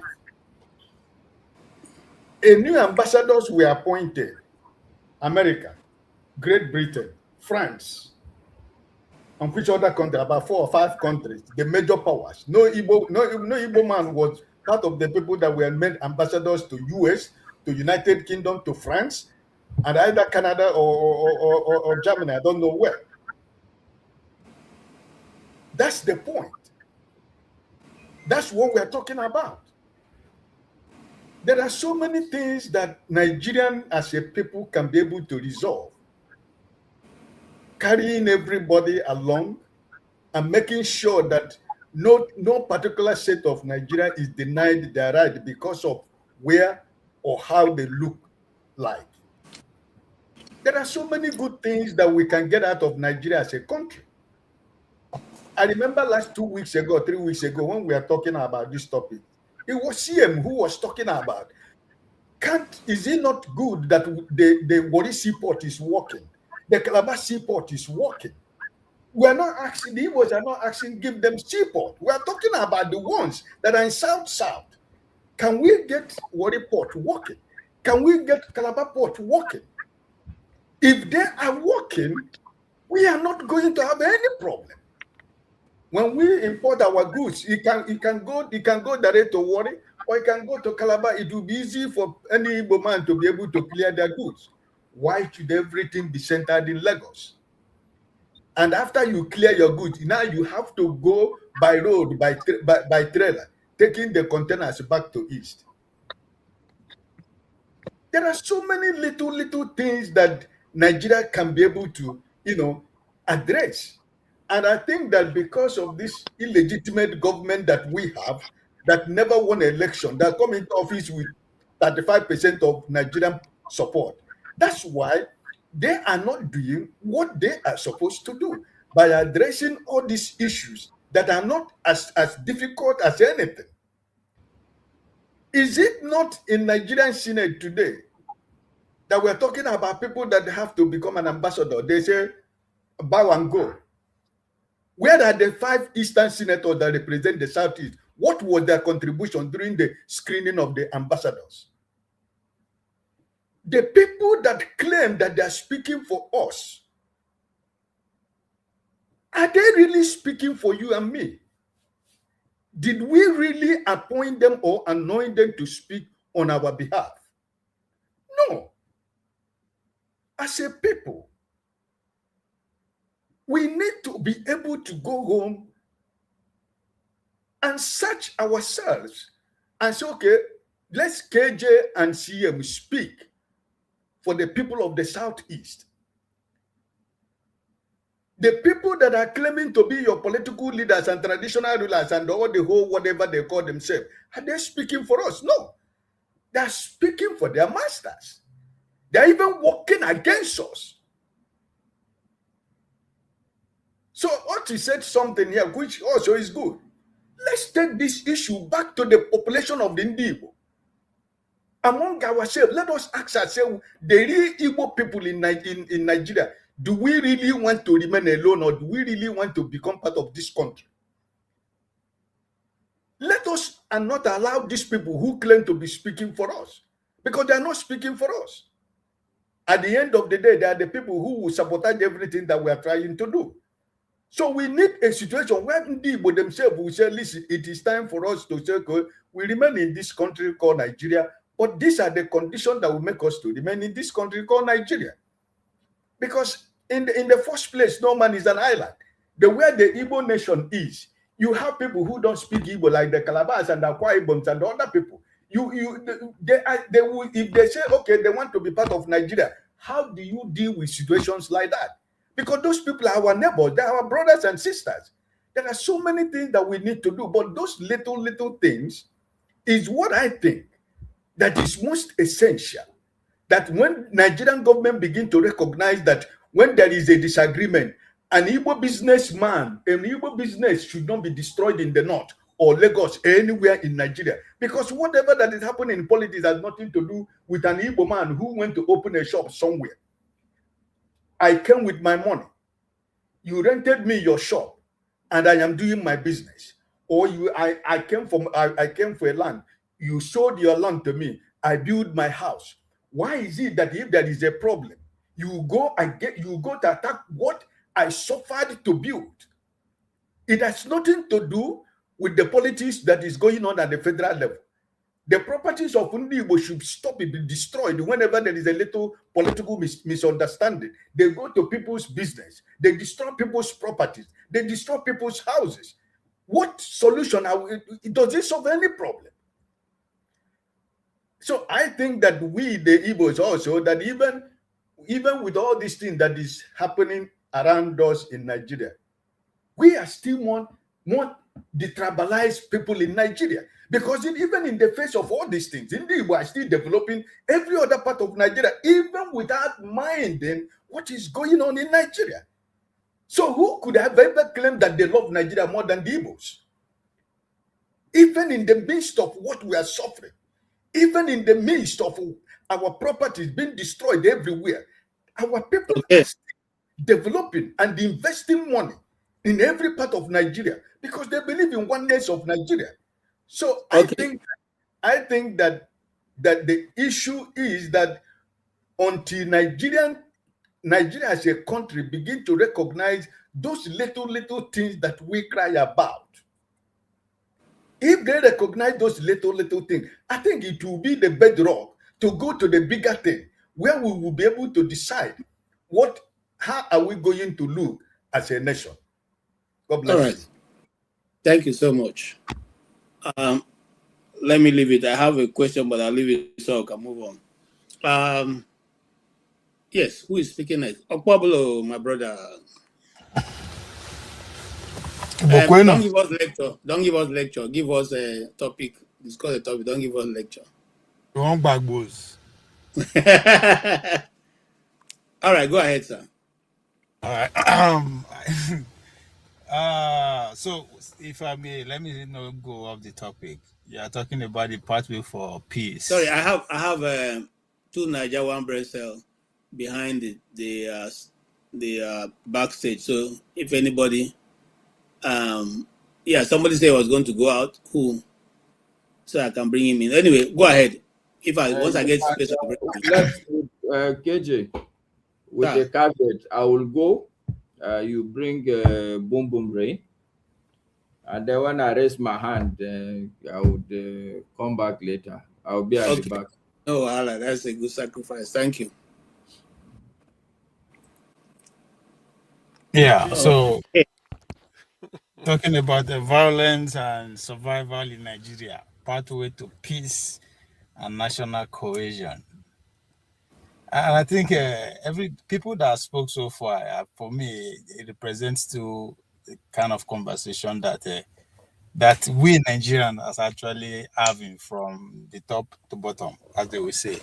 You know, CM to me represents the civilizational fault lines, way that is actually overtaking every part of the world right now. So the anger, his frustration is coming from that. If we cannot work towards that cohesion, what's the peace? So let's just go according to that. And there's just a lot of supports too, in that regard. Then I listen to my brother Oti, even Mr. Ike, who seems to lean towards the kind of conversation. You're not going to listen to me, I know. So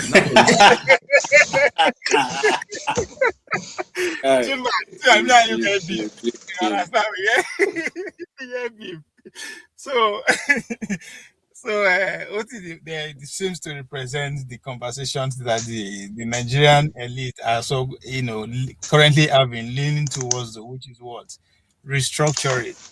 So along that line, I think to actually come to that Arabara cohesion, maybe we will not. It might not happen in our own lifetime, our generation. It might happen maybe 2-3 generations down the line, because those are the people who we will not even understand these fault lines that dominate our conversation. They will lean towards that restructural that the elite are having, but at that level of the young people, they are not even their main concern is that the old guys has to go, that they don't seem to in tune or understand what the world that they are living or the world they are into. So if you continue the conversation along that line, you understand that we are actually leaning towards a right direction, however we want to see, because this is what democracy is about. And when we argue, just like at the earlier section, Dominic was trying to point out the effect of social media, how it democratize information and conversation. So our conversation is rich. Yes, it's full of anger and emotion, but it's not out of place. So the fact that even among us who are far away from the action, not necessarily having too much skin in the game, could see pathway as restructuring. And I think that's what we should be concerned about, because these people who want to carry out this restructuring, they are not going to actually go far away from what they are actually experiencing right now in terms of the favor they are getting from the current system, because it is due to it's not the restructuring is coming not due to the fact that a lot of people are clamoring for the other suffering, but it's coming because at the top, the top is growing wilder and the position are not expanding. Only one person can become president. Only 36 people can become governor. Only few. So the position are kind of fixed. Why the elite circle is growing. So they will carry a restructuring that will favor them. The conversation is already going. Increase more states. Give state police, regional governance, and all that. So if we are not careful, we will get carried away along that civilizational fault line, forgetting the fact that when I put myself as among those young generation, because I grew up in Nigeria whereby I could travel from my village to Meduguri to Onitsha. I've been to all the way to Nkomovia village in Oka Ititi, just looking for playing love and all that kind of shit. That is the kind of Nigeria I grew up. And those that are coming before me, that is the kind of Nigeria they actually know. So the more this older guy delay the process of restructuring, the more that will actually be what we come. Because that's what the young people will know. We will come after. So I will say the idea of this civilizational fault line, which is either Christianity or Western civilization, we should be very careful because solution might not necessarily come that way. Because I don't think we are going to separate along that line. Nigeria is not going to separate along civilizational line at this point. I don't know. I don't see it. I see that restructuring coming to bear more. But as I said, it might not be in our favor. It will just be among those who we are still seeing as our problem. So again, I will advise us, instead of saying they are stupid, they are idiots, they don't know anything, Moko actually criticize them, say, come, these people, they are not actually stupid, they are not actually foolish, they are not actually idiots. Because foolish, stupid people know they drive Rolls Royce, they know they wear expensive suits, they know they say their children go abroad. So they will restructure the country in a way so that their children will come and actually fit in perfectly. So again, when to Nigeria, we have like yesterday's session with, they bring the idea of abundance. Yes, the abundance will come, but it's still not going to reach everybody, just as it is now. So when I listen to all of us, we have that conversation. Yes, I see. I surprised them say, "Oti, the reason along that line in a way, that it has to be the structure, and it's actually pointing it out." And again, that is the and earlier I told her, it's actually going on already. Now we don't just now we just know that conversation is actually happening. But now the pressure that we put, that's why I don't actually disagree with any other any faction out there who is pointing these grievances towards the government, because we need them. If I was talking to somebody yesterday privately, the day we know here about Biafra again, that's the beginning of their getting close to power. It is because the Biafra sound is still very loud. That's why it feels as if they have to consider them power, because that's another way of restructuring. We'll give them power. We'll just give them power so that at least the tension will die down. So all these things are possibilities, not necessarily what we fight on ourselves on every day. So I don't know. Maybe I'm off the, but that's my own view about how we go to achieve the cohesion. All right, thank you. Yes, the older Thank folks, you, but they will be gone. What I didn't hear you clearly say, okay, this is what to be done for your people. I'm not talking about a Igbo smoker. I'm talking about people where you come from. Yeah, with my people. Those things. Where you come from, yes. What will be done for them that they'll be happy. What's wrong with this? What they will Because do? you have two nations now. You're from two nations. KJ, his people don't have any need. The senator has solved all the problems.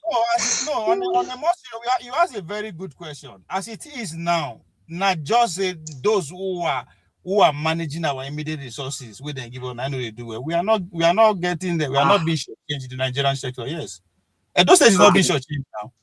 But your senator is doing well. But you said your senator is doing well. So we're leaving this argument here. My point. He's talking about Edo State in general. Senator not just this. He's talking about Edo State. We are not being shortchanged in the Nigerian question. Edo State is not being shortchanged in any way. Okay. Anybody can prove me wrong. My brother, are you serious? My brother, are you serious?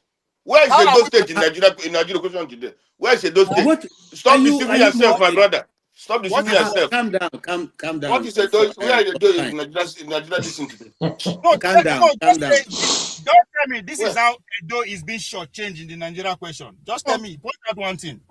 What is Edo bring from Nigeria? Let's be honest to ourselves. What's Edo bring from Nigeria? That's why I say we are not being shortchanged.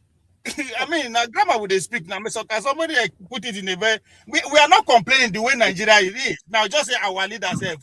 That be the question where like everybody gets. So so we understand what Ovie is saying. Let's move on. Ovie is saying Edo people have a good handle of what's going on. So I jump all the way to go to. I understand what you say, but for them they don't have anywhere even in Nigeria.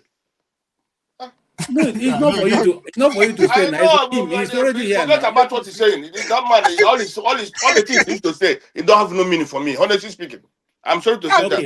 That's why I say we are not being shortchanged as Nigeria. We don't ever say one come up for Nigeria once. All right. I Okay, will thank never you. hear that Thank you. from my Let's move on to Jagun. phone. Jagun, welcome. Jagun Yes, have been here, and Jagun has not spoken so far or interrupted anybody. So nobody should interrupt him while he makes his own conclusion. Please go ahead. I will interrupt Brother Jago. I will interrupt Brother Jago when Brother Jago starts speaking. He has not even started talking. You're already interrupting him. Why now? I have enemies. What can I say? It's unfortunate. Keep your enemies close and the rest closer. Anyway, thank you very much, KJ. I have to congratulate everybody who was on the last show. I really do. I thoroughly enjoyed the show. I was out and I was listening, and I didn't want to come in. And to be honest, there was no real space or need. I think everyone conducted themselves extremely well, and everyone seemed to have things to say that was teaching me. That was I enjoyed. And I give much kudos to Dominic for all of that, but all who was on that show. I thoroughly enjoyed you all.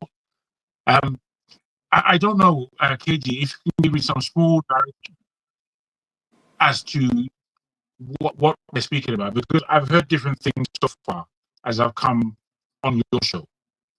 And okay. I want to take up something that Chim began with, and that's where I came in. That's where I started hearing what was going on.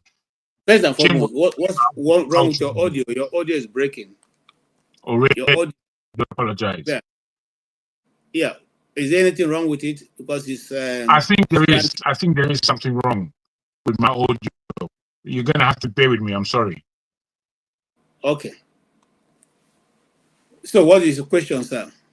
I just wanted to get you to give me a small précis, apart from multiculturalism, which I understood from Chim, what the real subject is.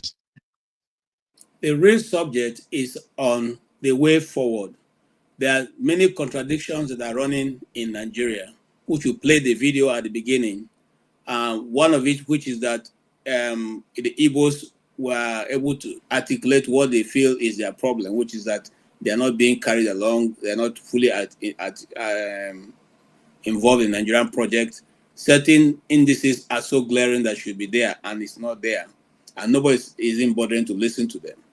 Then I also played a contradiction that comes from the north, wherein some group of northern elders said that they will never allow for the removal of Sharia from the constitution or otherwise, and they will go to any length to make sure that that can never be done. And then I also played another video of a guy who said that the oil in Bayelsa belongs to them. Okay. Yes. I know that guy. From the north. Okay. But now, why I played that also, you remember that some time ago, they actually stopped sending their food products to the south. They put an embargo that no food will go to the southern Nigeria, because they produce it. That's their own crop, for which majority of those things were wasted, and Buhari government paid them heavily for those crops they refused to move to the south. So these are the contradictions that are there. And my question to you is, do you think we can surmount all this? And if you think so, what is the best way that each region, each tribe or tongue will be taken care of in the Nigerian situation in a government called Nigeria? Or do you think we should just butcher the whole thing and everybody go and have their peace? Okay, thank you very much for that. I hope my sound improves as I continue. This week, kind of starting my précis off in a negative way. This week, I've heard so much as everybody on so many issues concerning Nigeria, West Africa, Africa as a whole. and how the globe is looking at Africa, which is what I'm always concerned with. The whole situation in Benin and how it was looked upon, the more we found out, the more unscrupulous we may each see that kind of movement, especially given the threat from America and how Nigeria as a whole really, I think, has looked upon it negatively. I think there are those who are inviting the Americans to come in a way, but I think the majority, if I look at it right at all, are saying no to that action. And that same action, we as Nigerians, the giant of Africa, and all the rest of it, have done it upon Benin. For the sake of who? I have to ask myself, who is that for? Who is that working for? One. Look at the responses on a global basis, especially Western Europe and America. They look upon it as caution, but it seems it's being led by Europe, France particularly, which is quite different from how the Americans see that kind of action. And then, again, our brothers who are outside of Nigeria, in Burkina Faso, Mali, and Niger, they look at it as, what is Nigeria really up to? Many parts of Africa are looking at it as Nigeria is making an awful move. We are not for Nigeria. And the shame of it is, the many Nigerians that don't see that move as anything salient are also mixed, but their voices aren't really being heard. So Nigeria, again, is giving itself a bad name all around the world. One. We go on and we look at the peculiarities that were voiced on the last show, especially to do with Natasha. Now, I heard the argument between Chim and I think it was I'm not sure. I think it was he, as to what's right and wrong about it. And the reason why I don't really like Nigerian politics is because it's so convoluted in so many spaces, but nobody's doing the right thing. So I can almost take one left hand and sweep everything off the table where Nigerian politics is concerned, and it will be nothing if everything crashes, because everything's already crashed. Everything seems to me already dump. It's a dump. How do you make sense out of this? And those who can make sense out of it somehow, are they to be applauded or to be or not to be? It is a big question, because I'm thinking anything that somebody can make work in a crazy political, idiotic, myopic position that Nigeria has put itself in, is that person a genius, or is he just doing it wrong because nobody else is doing anything right? I mean, what kind of comparisons are we making? A lot of the time, nearly 99.9% of the time, the politics of Nigeria sounds to me like just rubbish, bullshit, nothing that anybody can really hold on to. You have to be a big man in order to get simple things done. That's not country.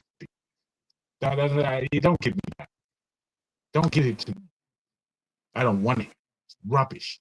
Anytime I look at what has happened over the last month or two where Nigeria is concerned, I throw it away. I can't really have it for myself. What happened to Nnamdi Kanu? I'm not a fan. Everybody does know that I'm not a fan of his. But what has happened to him, I dare someone to put me in that idiotic position and then say that this is a judgment against me. I mean, I would just want to bark at them and tell them all to go far away and walk out of that place because it's rubbish. Obviously, the force of arms won't allow me to do that. All I'm saying is that these things honestly don't make sense for me. The thing I liked very much about today's conversation, it was conducted extremely well, as I said, by every individual, as far as I heard. And further, it seemed that there was an organization. I don't know if you guys read your scripts carefully before you came on the show, but it seemed that there was some kind of organized way of conducting oneself that sense was being heard. And it's not easy to get sense of these shows that we do. I don't think it's easy. And I appreciated the sense, the communal way you spoke, even though sometimes you are opposed each other's points of view. A lot of sense came out. And that gave me a bit of a lift in that can we really make a stretch of this? Can we really try and go forward because people are honest, even in their ignorance? Now, I put it to you guys in terms of a solution that I don't believe anything can go on in that place called Nigeria before it comes to a kind of stop. Nigeria has to come to a kind of stop. What kind of stop it is, I can't tell you. I remember understanding through spiritual means that COVID was coming. I knew 22 years before COVID was coming that COVID was coming. I didn't know it was COVID. I didn't know what it would look like. But I knew the whole world is going to have to stop for a while. So when it came and the whole world stopped, I knew exactly what was going on. Exactly. Day by day. People were rushing to me, panicking with all kinds of fears. I said, nah, man. Nah. This is just a test. They're going to see who of the public accepts rubbish and who doesn't. In England, in the UK, it was about 65 to 70% acceptance. So they know how soft or difficult it would be to manipulate England to anything that is scheduled for us in this near future, in this future that we are entering into. Now, the stop that I expect in Nigeria, or that I would like, not that I expect, that I would like in Nigeria, be it revolutionary, be it whatever, in order for the people to take certain power, it's going to be of the utmost importance to us, rather than voting for anybody. Rather than voting for anybody, Nigeria is still on the wrong trajectory. For all of us, is where we who disagree, this is where we find agreement. It's on the complete wrong trajectory. It's going in the way of the West and the Western powers. Still, at this late stage, we still need them. We still want them because we've decided that we can do this ourselves. Not only have we decided, but this is the state of play. The state of play suggests Nigeria is a defunct country and it can't really play the game. It can only play the game on a selfish basis. Even for the West, they don't appreciate the Nigerians playing the game. They'll like it to be slightly upgraded so it really does fit into their own mental feasibility studies on what it would look like. So, given all this, we really, really, really have to take stock. And that's why I was encouraged by today's conversation. We have to take stock as a people. And we have to understand that we can't be squabbling at what is right and wrong, because everything is wrong. If it's right, it's wrong. We have to start, my brother, we have to start again from the beginning. We have to really understand that we are the people that can bring solutions to the table. We have to believe in ourselves. We can't continue giving the same level of impunity and selfishness that our leaders have done since God knows how long. We have to take the bull by the horns. Thank you for your time. Thank you so much, Jagun. Okay, let's move on real quick. Mr. Tony, so far you followed the conversation, so I don't need to rephrase the question again. Do you think Nigeria can go forward from where we are with all the threats from the north, south, east, and west? Greetings, everybody. I've been listening, but just listening to news about Nigeria and the things that are happening has left me totally downcast. At some point, I decided to begin to reduce my participation in the platform because Yeah, you just took that off my mouth. Now I'm just thinking, sitting here, that maybe I should take a long break because it's not good for your mental health. Okay, yeah. go ahead. Yes, but I think I'll just shoot straight. I don't think there's a basis for Nigeria to continue to exist as a country because there's not even a country. If this were to be a business enterprise, it would have run aground. I think we're all deceiving ourselves. There is no basis from what we see every day. There's no basis for this country, for Nigeria to continue to exist. I'm sorry. I have always been optimistic. I've always hoped that somewhere along the line, there'll be a rising star. But what I see is that every little light that you see that is emerging is dimmed. People don't want to hear the truth in Nigeria. We know all the solutions. Even on this platform, we keep on articulating. Sometimes you listen to views, we don't even agree on even very basic things. The thing that I think that will be, if you look everywhere, whether from the government, the states, the local, there's hardly anything that you see that inspires you, apart from individual brilliance that you see in Nigeria, the sparkle that they try to radiate. If you take that out of Nigeria, it doesn't exist. So I agree 100% with Brother Jabun what he said. I believe every day that the country that I grew up in, has turned out this way. I think we must begin to tell ourselves the truth. All these things about constitutional review, about electoral reform, I think for me is bunkum. You can't reform nothing in this kind of country. Nothing. Where you have a state government that will support insurgents to go and kidnap and kill these people, where you have a minister that is in cahoots with insurgents to kill these people, where you can't even manage a common relationship. This incident with Burkina Faso, very simple thing that you can handle. The government is not transparent. It won't tell you the truth. You can't trust the government for anything. And you can't manage just this disagreement. You can't manage it. And you are ready to run errands for foreigners. If it's not for France, it's for America, it's for China, and so on and so forth, to the detriment of your people. You are inviting a foreigner, a foreign country, to come and teach you how to do your tax and so on and so on. Is it free? Are you not going to pay them? You are going to finance your budget with money every time. You're going to borrow money to finance budget. You have continued on this trajectory for years. You don't learn nothing. Massive corruption. You speak the truth, you are in trouble. You look at the judiciary, you can't find a reprieve.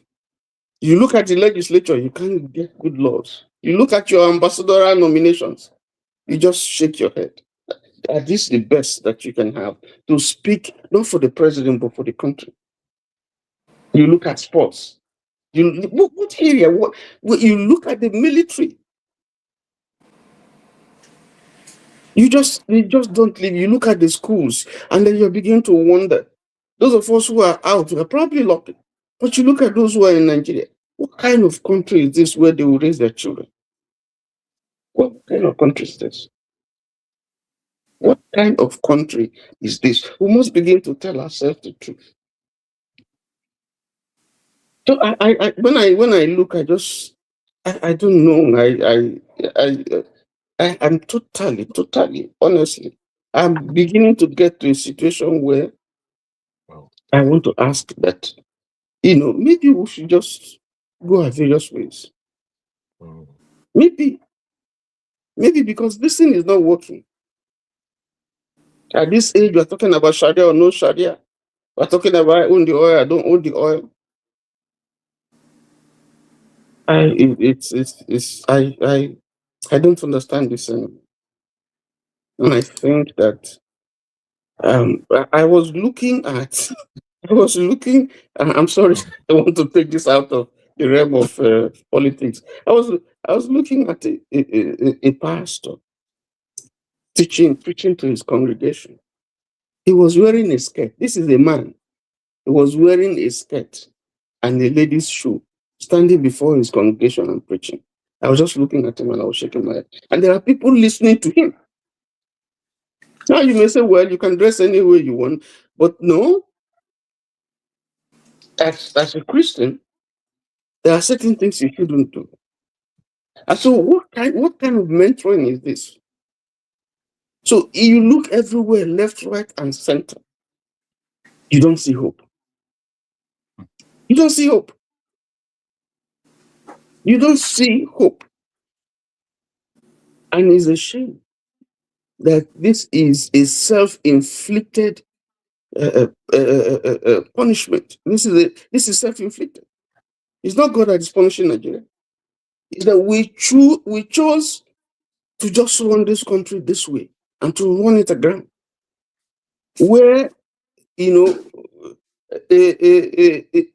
this daughter of a president will go to a state to go and cause confusion and defile the culture of the people, where the wife of a president will go and shout down a serving governor elected by the people. These are people who don't have positions. These are people who are not elected. And everything just goes on fine. Where a brigadier general who has spent years, not that the lives of all the people who have died don't matter, but a brigadier general will die in situations where up till today we don't know what happened, and he's killed the way he's killed, and business is going on as usual, nothing. Yeah. Imagine if that were to be your brother or your father, and you see him displayed, someone who has gone to fight for the country and is captured, and he made attempts. There were issues that we don't understand what happened, and he's captured, and the wife and the children are looking at their dad just right down there, and then executed summarily, and nothing happened. And you call this a country? Somebody is locked up, retired, because he did the right thing in the military. Nothing happens. Somebody is killed because some people don't like his face in a plane crash. This country has gone very, very bad. In fact, there is no country anymore. We lost it. And at this stage, KJ, I don't know what else to say about Nigeria. I just feel like everybody should just go. I'm sorry if I'm being pessimistic, but this level of pessimism is just because of the things that you hear every day. They don't encourage you. They don't give you hope. Tony, let me say this. We were in a meeting, an international committee on Nigeria, and it was kind of shocking for me that it was the Americans. They are even making sense more than the Nigerians, who were more concerned about semantics. It's not really a Christian genocide. What you are seeing is more complex. These are the language, more complex than what it is. It's not as simple as you see it. And you see, these people are looking at us as stupid because you could see it on their face that they are saying to themselves, "Are you guys okay? What is complex about whether they are Christians or Muslims? What nonsense are you talking about? These people's life, whether they are, why do you concern yourself about the number and how many? Okay, the thing we are concerned about is that people are dying, and for no reason whatsoever. Whatever reason you canvass is not enough for your country or for the people or the government to be complacent. That's what they keep saying. So when we come with that argument that look, it's not as easy as you say it. It's not that straightforward. It's not a clear-cut line. You may do more damage to people than the people are asking you. So what is your solution? then the same, we'll go back to the same argument. You see, Nigeria is made up of Christians and Muslims, and you cannot just cut through the cheese like that. What is your solution? So you don't have a solution, we'll give you a solution. That's what is happening now. And you see, one of the questions that came up also is that how come that your efforts was so quick to get to Benin, and they're not so quick to get to Sambisa Forest or where these things are happening? How come you are able to pick out exactly what to do? And like a pilot was saying, it's even difficult to maneuver because by the time you are taking off, depending on where you're taking off, you may even be overshooting the country because it's small. So what is why is ECOWAS also not, why is ECOWAS not interested in Guinea-Bissau? Why Benin? Tinubu is Why, not there. if they're serious about not liking military coup or whatever, Nigeria has just made itself is like a harlot, so anybody can just come and have their way, and then dump you, and anybody can call you anything, disgrace country. Anybody can say anything. Anybody can. I mean, coming to Nigeria, whether you are insurgent, anything, do whatever you want to do, seize territory, kill people, nothing happens, and everybody is like business as usual, and people are left. Okay. It's Oti is asking me a question here, which way, what do we do? I think everybody should go his own way. I feel so. Everybody should just go. There's no country. Mr. Tony, even you are saying before, a country where a governor is elected, what is important to that governor is saying, I will give president 1 million vote, I'll give president 10 million vote, as if that one is as if it's an imbecile. You are people that you are supposed to take care of. You're not taking care of them. You're not even taking of them. You're not thinking of, I'll give the president 100 million votes. That's your own problem. That's the problem that you're elected. Okay, oh my God. Tony. Okay, let me say this. Raleigh Moore, the congressman, said, use the language that I myself have seen before. He said, looking at the woman in the IDP camp who's lost 5 people before her 5 children were died right in front of her and her husband. So looking at her, you can see that she doesn't even have life. Even though she's looking at you, you can see that the life is not there. She's somewhere else. Her soul has gone out. Yeah, she's at the highest level of trauma where you are no longer, you don't know whether you're living on earth or you're living in space. You're right. Just there. And that's how many of us in Nigeria are, especially those people from those localities, whether they are Christians or whether they are Muslim, it does not matter. The question is that the people are suffering greatly. And then, hold on, and I'll come with you. That's the question I wanted to ask. Now we are told that these people were not Nigerians. So if they were not Nigerians, why are we hesitating to deal with the issue? Are you asking? Yeah, go ahead. Yes. To me, I think listening to Tony, I agree with him, and I mean, it's not. I've been saying it anyway that Nigeria, we don't have a country, so it's not something that is new to me. It's not news to me. So the question really is now, what do we do? How do we get to the point? How do we end it all? So that is really what the conversation should be about. If we cannot, it cannot be saved. And moreover, even those who are not making the points Tony is making, everybody agrees that it's not sustainable. So, but if we come to the point that it's gone for good, so the question becomes, how do we do it? I mean, that's really should, instead of beating about the bush, all this kind of, and maybe we have too many examples of the indices of failure, failed state. That's what you're saying, and many people will agree with you. So the question becomes, what do we do? I mean, are we waiting for a conflagration? Is that what we're waiting for, or can we somehow manage to bring it to a smooth, if one can use that word, and yeah, at least that's the thing. That's what we should be thinking about. Instead of all this Okay. kind of moaning and bemoaning and crying and No, what. no. Okay, I just wanted to say as to Tony's substance, I felt every word you said. It seems to me you're somebody who has had belief, and then you find out that the truth is that there's actually no God. What trauma that is in itself. That's the pain of your voice in what you had to say.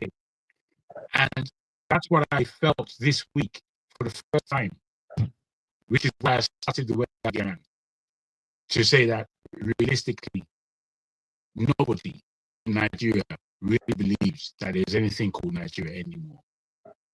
And this whole thing called Biafra, the thing that I'm against, not because of the energy that said we want to get out of Nigeria. No, not because of that.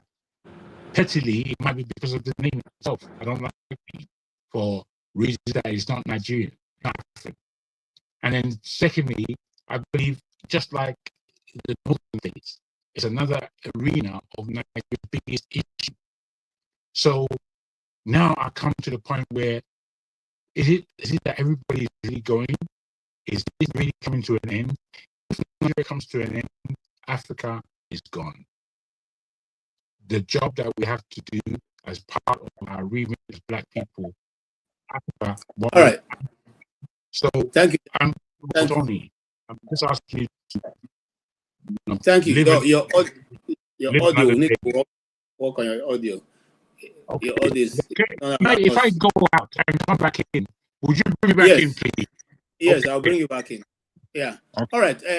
Two brain cell. Two Niger, one brain cell. You're welcome. Yes, sir. And I also see Revolution is here. Is also out. Thank you. Thank you, KJ. Nice suit as usual, and thanks for bringing me in. Thank you very much. And also thank you, Masker, for sacrificing your place and letting me come in. Hello to everybody. I was actually listening to my brother Chims up there. This is why I decided to come in, and it's an issue that we've discussed before. And I guess we've agreed to disagree. It's about the scoring issue in education. I will get back to that because as more people started speaking, I started hearing other positions that had me very interested. As for, first of all, let me start like this. The video that you played, KJ, those people that claim to be Northern elders, not discounting their opinion or their position and not agreeing to it, but who is a Northern elder and why do they have authority to speak on such issues? I bring that up because I think we got to be careful in Nigeria. It seems, even with all the bad things that happen in Nigeria, and sometimes good things, but there's always news emanating out of Nigeria. I think sometimes it's like there's a slow news day. And why do I say there's a slow news day? Because it's like we tend to give voices that should be ordinarily ignored. We tend to give them reverence and we tend to give them some form of visibility when all their opinions should, under normal circumstances, be discarded. The reason why we have a person or persons like FFK and Renaud Mokri right now being possibly confirmed by the Senate as ambassadors is because of this kind of issue, where people whose voices should be drowned and discarded and not even paid attention to, not adhered to, they are promulgated. We allow their voices to be reverberated in society. These kind of people, we shouldn't even listen to them. So a Northern elder said, you want Sharia, whatever. let it be in his abyss and let him just listen to it with his own people. We shouldn't be promoting things like this. Now, to Tony, while I understand why people like yourself are despondent about Nigeria and don't see any hope in it, and also to Oti, right? I will take the opposite side because, in my opinion, I think I know well enough to understand that a breakup of Nigeria would be detrimental not only for Nigerians, it would also be detrimental for Africans and the Black race as a whole. And in as much as I've said that, because listen, for one, the same people are going to become the ruling class. The ruling class we have right now, more than likely, are going to be the ruling class in whatever breakaway republics we have. So I will wager a bet that we will, in these breakaway republics or these new republics, will have the same problems. Now, does Nigeria need some sort of restructuring or some sort of reset? Absolutely. This is why, in my opinion, I've always proposed a weaker center, regionalism, and autonomy for those regions, more autonomy. And the federal government, the Senate should be more involved in taxation, defense of the country, and things of that nature, oversight of the smaller governing entities. Back to what I was saying about we shouldn't pay people too much attention. And this goes into the next point I want to make. Another problem we have in Nigeria is there's no deterrence. And when we do have deterrence, sometimes it tends to be, or at least people could look at it like that, it tends to be one-sided or lopsided, maybe based on your tribal affiliation or your political leaning. In the case of the recent case, Nnamdi Kanu, of course, certain people think it's tribal. In the case of Sambo Dasuki, which I've also referenced here, oftentimes people say it was because of politics. A nation shouldn't be run like that. Not saying Nigeria is an anomaly, it does happen everywhere else, but maybe we need more equity and justice like Chim's position was. And now this leads me to where I said, we shouldn't be paying people too much mind. Take, for example, a person like T.Y. Danjuma. Today, T.Y. Danjuma is a proponent for civilians arming themselves because of this so-called threat that is happening to his people. Now, I call it so-called, not saying it's not happening, but the reason I call it so-called is because T.Y. Danjuma is one of the people that has led Nigeria into the precarious situation it finds itself today. This man is a military officer, but his wealth is enormous. Are we trying to say if we calculated or an audit was done on how T.Y. Danjuma became stupendously wealthy, it will tally with all his military benefits? I think all 10 of us on here will say and give a resounding no answer. So people like that, again, there's no deterrence. They have the effrontery to come out and pretend now to be saints in the Nigeria that they, with their own hands, destroyed. They continue pitting the poor and the rich against, the poor and the poor against each other. Finally, to what actually did bring me up here, which was Chim's position about the scoring in schooling. While again, I understand that there should be justice, there should be equity, there should be fairness in the way any society is run, and this is how you get a well-organized and properly run society. We have to understand that there are certain aspects of Nigeria that need boosting. Part of this are the uneducated, of which the North makes up a huge and overwhelming huge chunk of.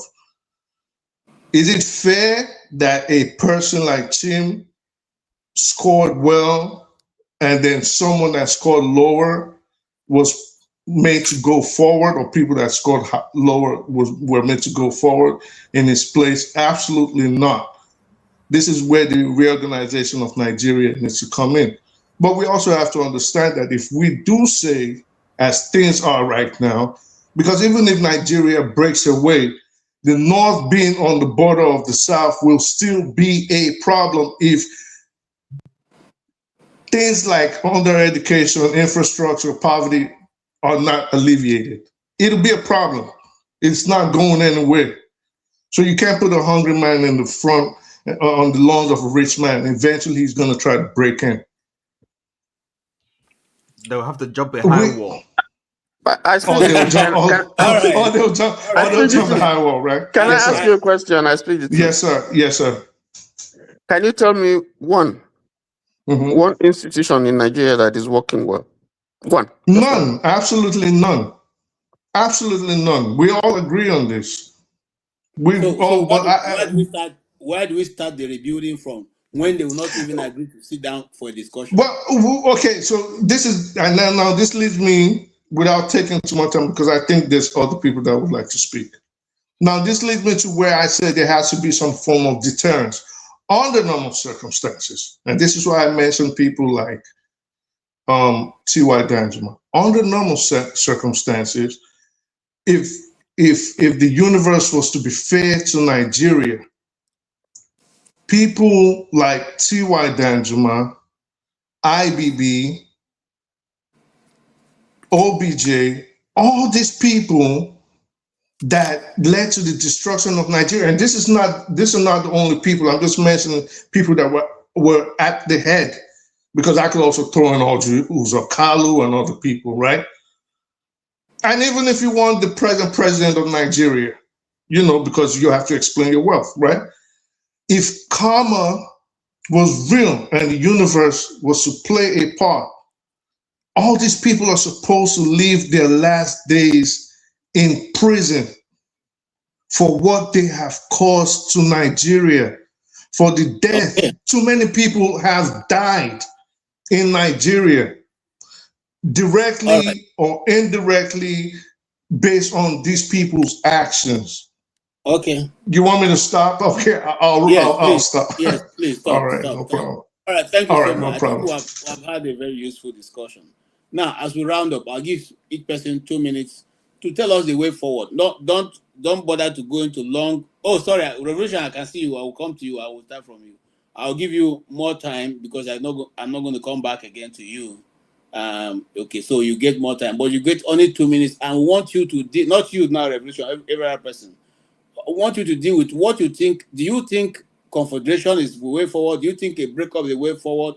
Do you think a national discourse where every tongue, every tribe will come into and give their own perspective? And by every tongue and every tribe, I mean that if you are 5 in your tribe, the tribe of that tribe, you put it down and get one person. You understand? I don't want to go into outside. I'm not accused of anything. You get one person to come to that discussion who will articulate everything that people have done, has thought about it, as to way forward, and then present it on your behalf so that we can get somewhere. And I don't agree with the fact that, there's going to be a change. You cannot say you are educationally disadvantaged. For 50, we're getting 60 years now, you're still educationally disadvantaged. And it's still happening. There's no nation that goes forward that way. There's no nation. We cannot be counting, look at where we are for crime. Are you guys not ashamed? The moment you begin to descend into Nigeria once you drop at the airport, the smell that comes from Murtala Mohammed Airport. Remember when once Nigeria went to import those cows from Holland, and as soon as they dropped them on Murtala Mohammed, they ran mad.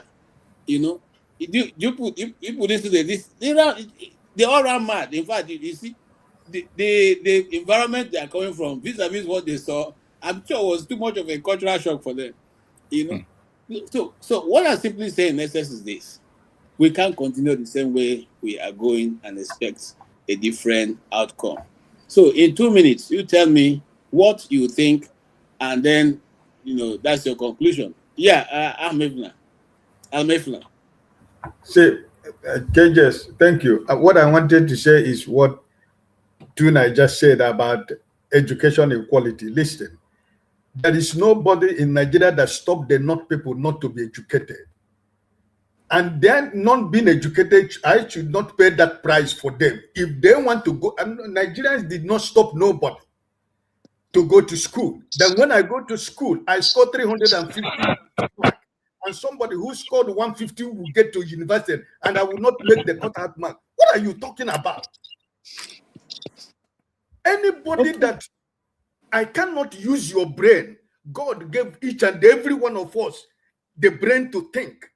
And I cannot think and go to school and pass my exams. You are telling me, no, I have to leave for somebody else to take my place. Not even taking my place, but he scored a lower mark. Well, in which country do you see such a thing happening? What are you talking about? Why do people not want to be honest to themselves? No part of Nigeria has stopped anybody from going to school. Most of them enjoy free education. We the Igbos, we never enjoyed free education. Most of these people you are talking about, they are giving free education, but they refuse to go to school. I was listening to the interview of the chairman of PDP. He went to free education from primary school to university level. With bursary, with bursary. With bursary. He was saying it on national television.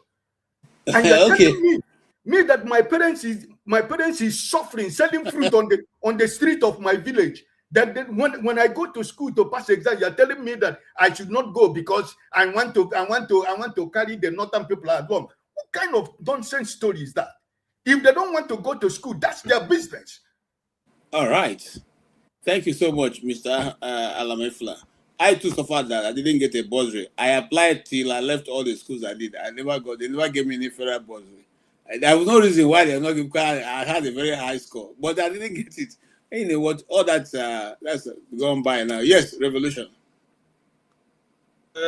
Respect again to everybody. Thank you for another opportunity. I've been listening, and all of you brought out all the solutions that can make a dead nation rise up. All of you, I know you are very educated people. That's why I always call upon you people to lead the fight to rescue Nigeria. It's not just becoming a very educated. People go to school to make changes. I'm saying this for those who think that I'm an anti-intellectual or I'm always hammering on this thing all the time. I believe that people went to school to make a change. And we have a lot of you guys in that country who are highly educated, doing well in foreign countries, being placed in high positions. If you want to, let me speak like Pitobi. When you go to Singapore and Malaysia, if you follow their history, most of them went abroad like we are today, got the education, and went back home to repair their country. Why are we not doing that? Instead of coming every time, telling us the solution, do this, we complain, like my senior brother just finished. How can you blame an Igbo man for scoring big points? And then they bring an Hausa man or Fulani to take the position of, all these things are painful. But we already know this right from time. I heard you said somebody changed his name to an Hausa name to be able to survive in that country. We have heard this. The question now is, we have the solutions. Everybody knows the solution. But nobody wants to take that giant leap to bring out all these fantastic solutions to light. Let me go back to my senior brother those days, Fela Nicola Kukuti. Nobody want to die. Nobody want to this. That is the only way we can bring. I don't believe in the breakup of Nigeria at all. It is possible, like most people will think, oh, the Igbos will go their way, Yoruba go their way. These are things they call easier said than done. We will say it because it's probably one of the solutions. If we break up, it will be easier. to handle the country. That's our way. But look at America. I don't know how many states they have there, 51 or 50 something states. But because of the education level of America, they are living together. You understand? They stay together, find a solution that works. They're not breaking up. They are one United States of America. Together, Nigerian can lead the whole Africa black world. But we are now trying to, because of cowardice, you see people like Jonathan, no, the life of Nigeria is not worth dying. How many people have died since that man left office? If he had pointed out or arrested those Boko Haram people he said was in his cabinet, we will not be where we are today. Nobody wants to take the bull by the horn. We have the solutions. We don't want to do it. My senior brother, my leader, Showore, who has told Nigeria what to do, they will go and start from local government. Go and do this. A simple, good, organized protest can change that country. If we come out. Not when Showore call for protest, before even announce finish, Igbo will not join. The educated class will not join.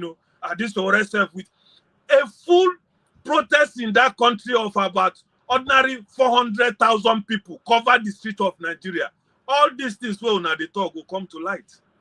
Because these people holding us down that me and you know, stealing our money, they are more afraid than us. But this man said it now, waiting with that brother name, where they campaign now for ADC, Amechi. He said the thing where they take do us this thing, we say, they do us something with no reaction. We don't do nothing. You understand me? So all the solution we want to give today are just they happy. They say, nah, this man, they talk better thing. But can we summon the courage and the bravery to come out and say, okay, and I want the educated elites in Nigeria to lead this fight. Because when they get this revolution, now go occupy those positions. We go fit, make this country move forward. Not be somebody like me now, where no go school, they go say, make I come become Minister of State. What thing I go do there?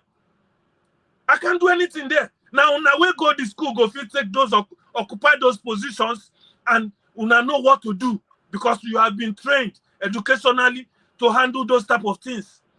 So these solutions una they give here, they suit me, but I they beg una we go school, we read and well. Lead this revolution that we are talking about. It will not cost anything if we cover the street of Nigeria. 1 million people come and say, led by the educated Nigerians. They're not going to kill anybody. But not the same when they call for protest, only 200 people go come out. They go just tell some kind of hungry soldiers, fire gun, make we see whether they no go run. You know, watch the last one now. Even my man, all of them, they run. Because how many them be? So for me, there's hope in Nigeria. But you educated people have to lead that protest or revolution.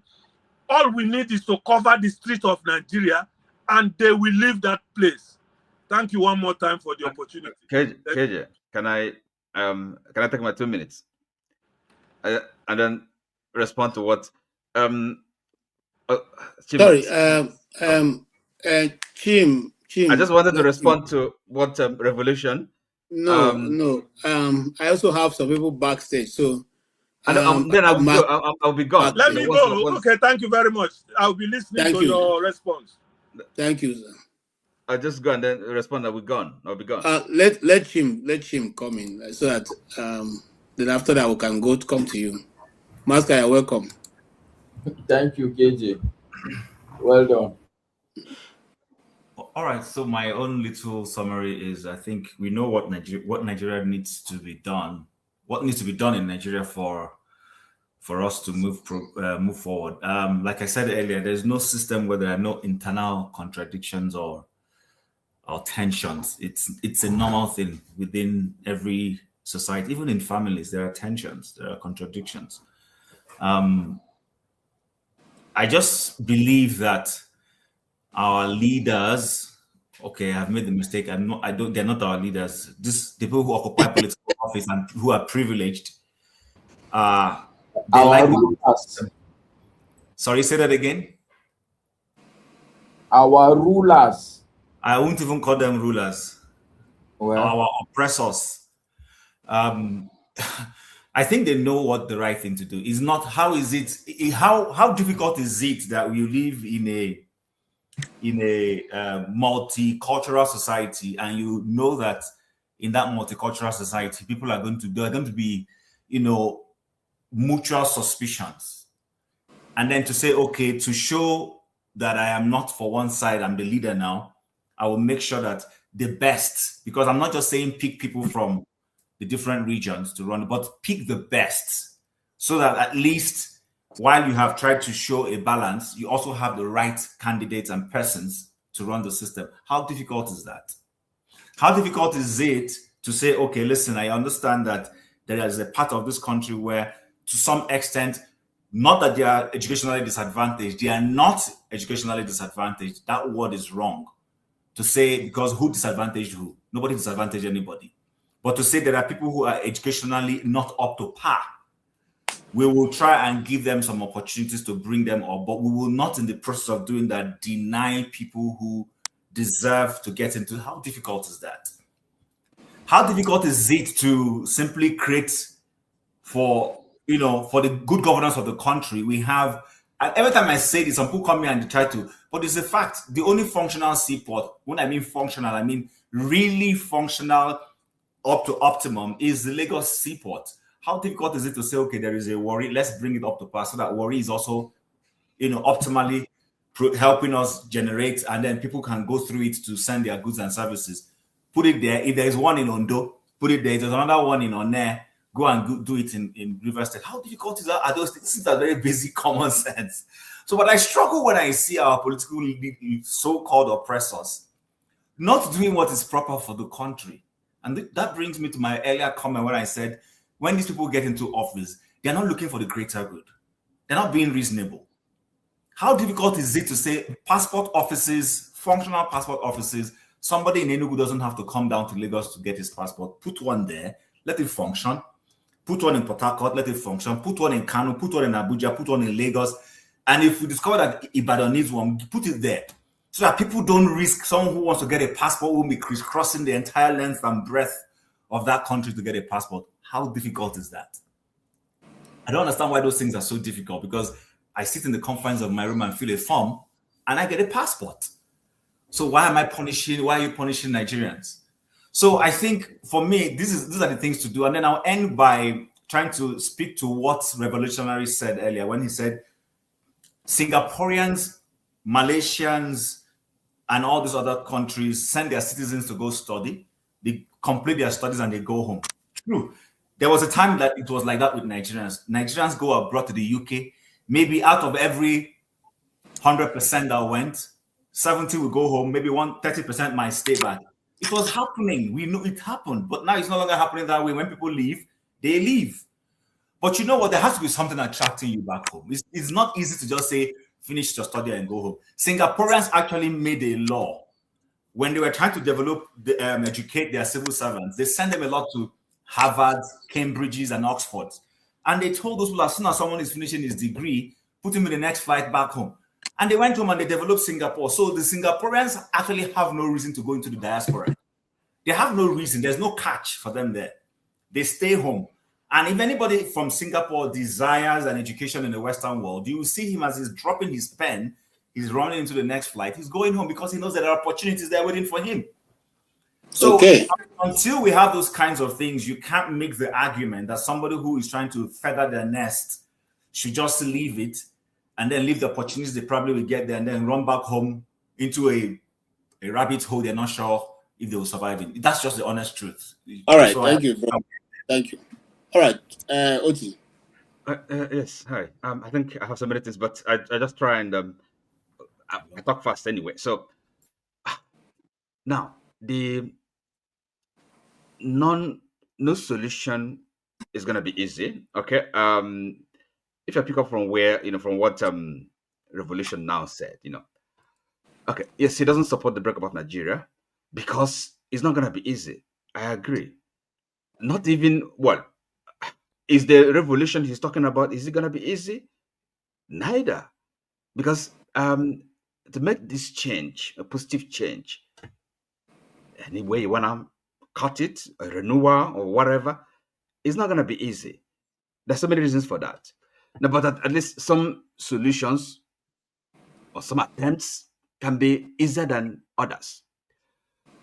Now, why I would say a confederation, a loose federation, at least for a start, should be a preferable option.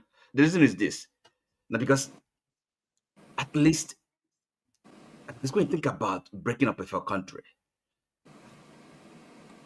So what happens to people's investments in various parts of the country? And then the issue of maybe Nigeria, Africa, maybe losing the opportunity of a great nation, a leader in Africa and in the world.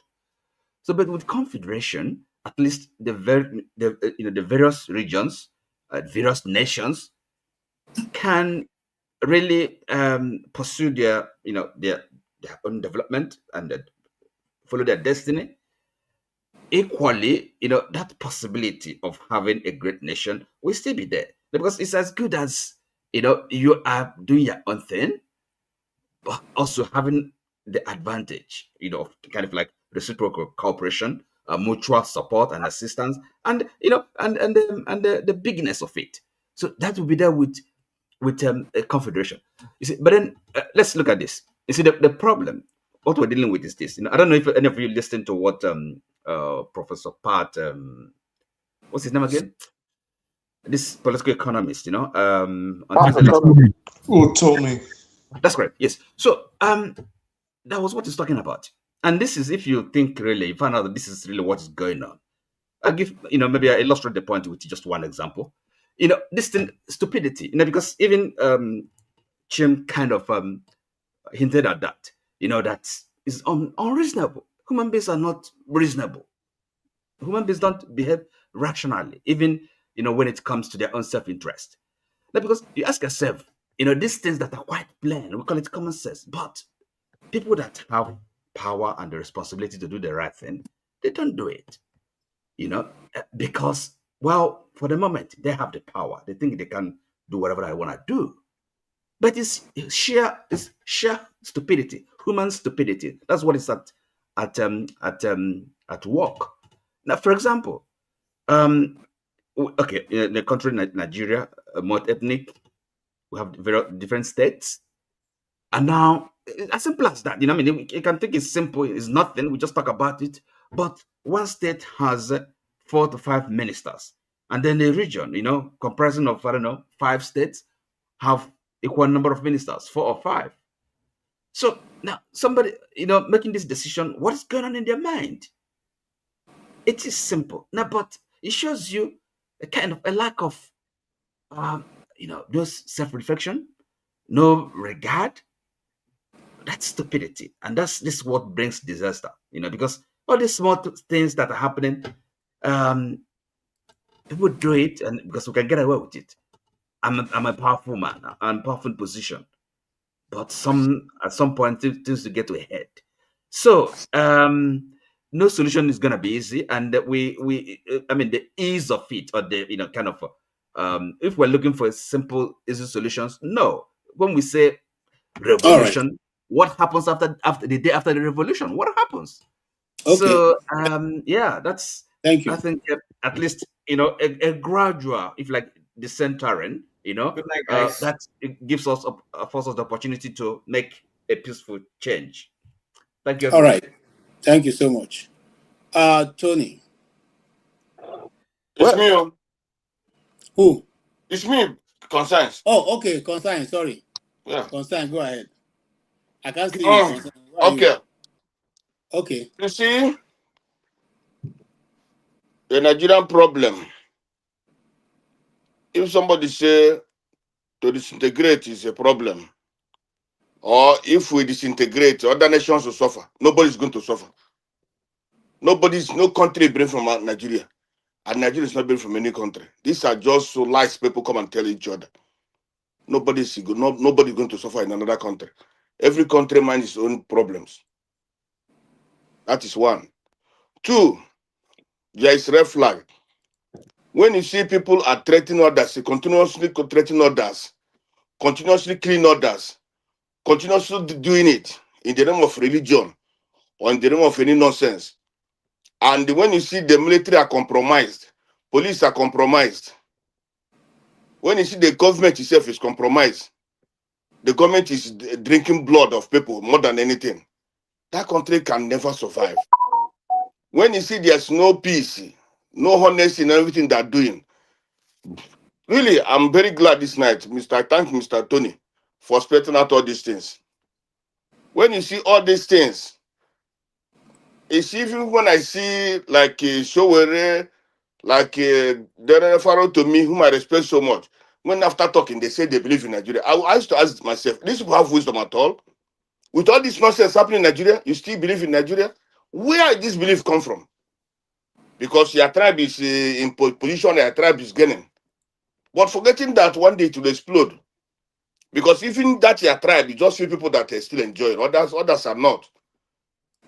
Okay, when you go to any country that is progressive, you will see it there. This Malaysia they're talking about, I've been in Malaysia, I've been in Singapore, I've been in Japan, I've been in many other countries. All these things you see is happening that never happen. That 1% of what is happening doesn't happen in that place. It's not that they are perfect, but at least there is job for people. In a country like Nigeria, you see people, one person is driving 50 cars. Some people are giving petrol to do other things they want to do, any contract, anything, and others are suffering. One person have the money of more than one village, one local government, one this. He didn't got the money from business. He got the money from the money he stole from the government, and nothing happens to him. There was a time the accountant general, how much he stole, and nothing happens to him. He's not even in jail. It's not nothing. So when you look at all these things, you come to tell me that the country will work. One, the foundation is not good. Two, they said the British made us to be their private enterprise. If the British made us to be their private enterprise, why are we still together? Why are we still allowing the British to manipulate us and make us the private enterprise? If we can divide, that will do. But again, if we divide, doesn't mean that if I have a problem, if I have a property what they call in Lagos or in Ibadan, that property goes. And again, why are we talking about property every time? Is it not better for us to have life than property? This killing that are going on in Nigeria today, if these things continue, and it's going to continue, because the people who are sponsoring these people are not being arrested. Now, some people like the most of the terrorists are saying government to do them, they're going to do that. You see, so all these things happening. Where do you think that, for example, for more than 60 years we have been together, we have not, everybody, when you ask somebody what is good, what is really working in Nigeria, nobody can tell you what is working in Nigeria. So even if we stay 1 million years again, nothing is going to work. If there's no solution, there's nothing. The government is not even bringing out anything that can say the country will work. The citizens cannot protest today. In Lagos, you cannot protest. When you protest, Yoruba said, why you can't protest here? When Buhari was ruling, didn't protest. So what if yesterday I asked that question? If another person from another tribe comes to rule, let's say somebody from Fulani today or somebody from Kanuri comes to rule, and he does whatever he like, and the one you want to protest, Kanuri people say he cannot protest. So where is the what will others do? So that is the problem. If the country you have this to protest, you can the environment for you to protest is better. But now you cannot protest. How do you fight the government? There's no way you can fight the government.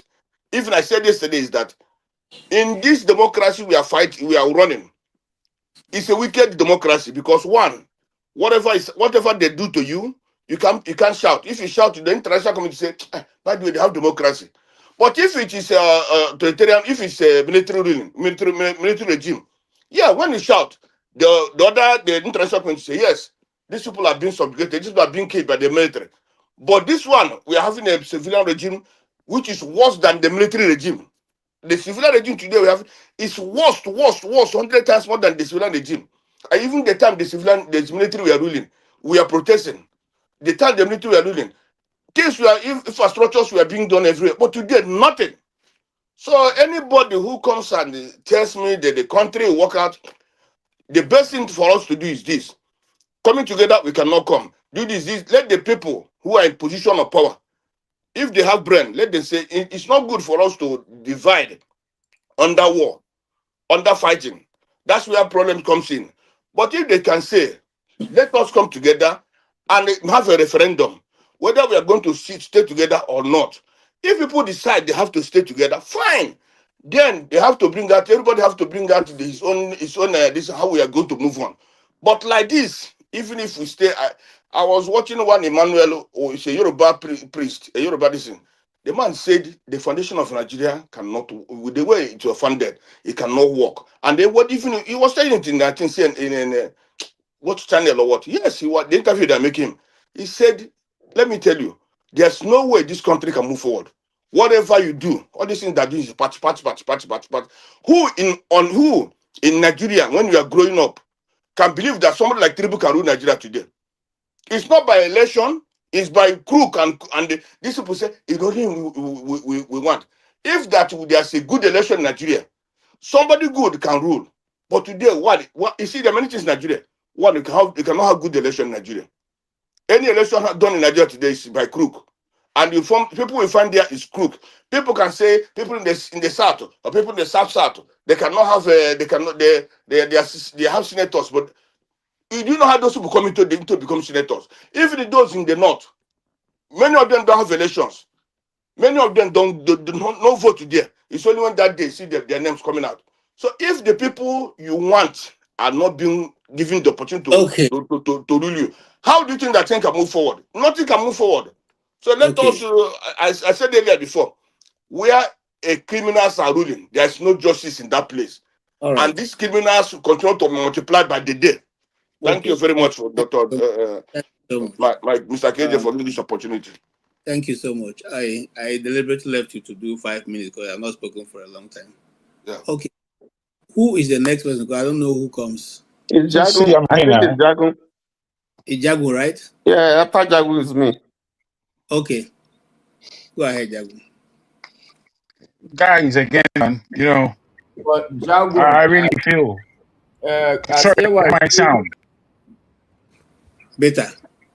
Thank you. Okay, that's good. No, I have not spoken, but I intend to give. I think AJ don't want me. We can forget about it myself. I'm here before Jagun. Okay, I didn't know before that. we have. I know you don't want me to speak, but it's okay. Anytime, anytime you want me to speak, I'm ready. You see, that's what we do in Nigeria. You have an assumption that is very incorrect. Because you saw me here now, because even before you brought me in, I was here to actually celebrate your suit. I wanted to request for them because they are beautiful. No, but Jagun was here before you. His audio was bad, and I asked him if he goes out, I'll bring him back in. Okay, let him continue. No problem.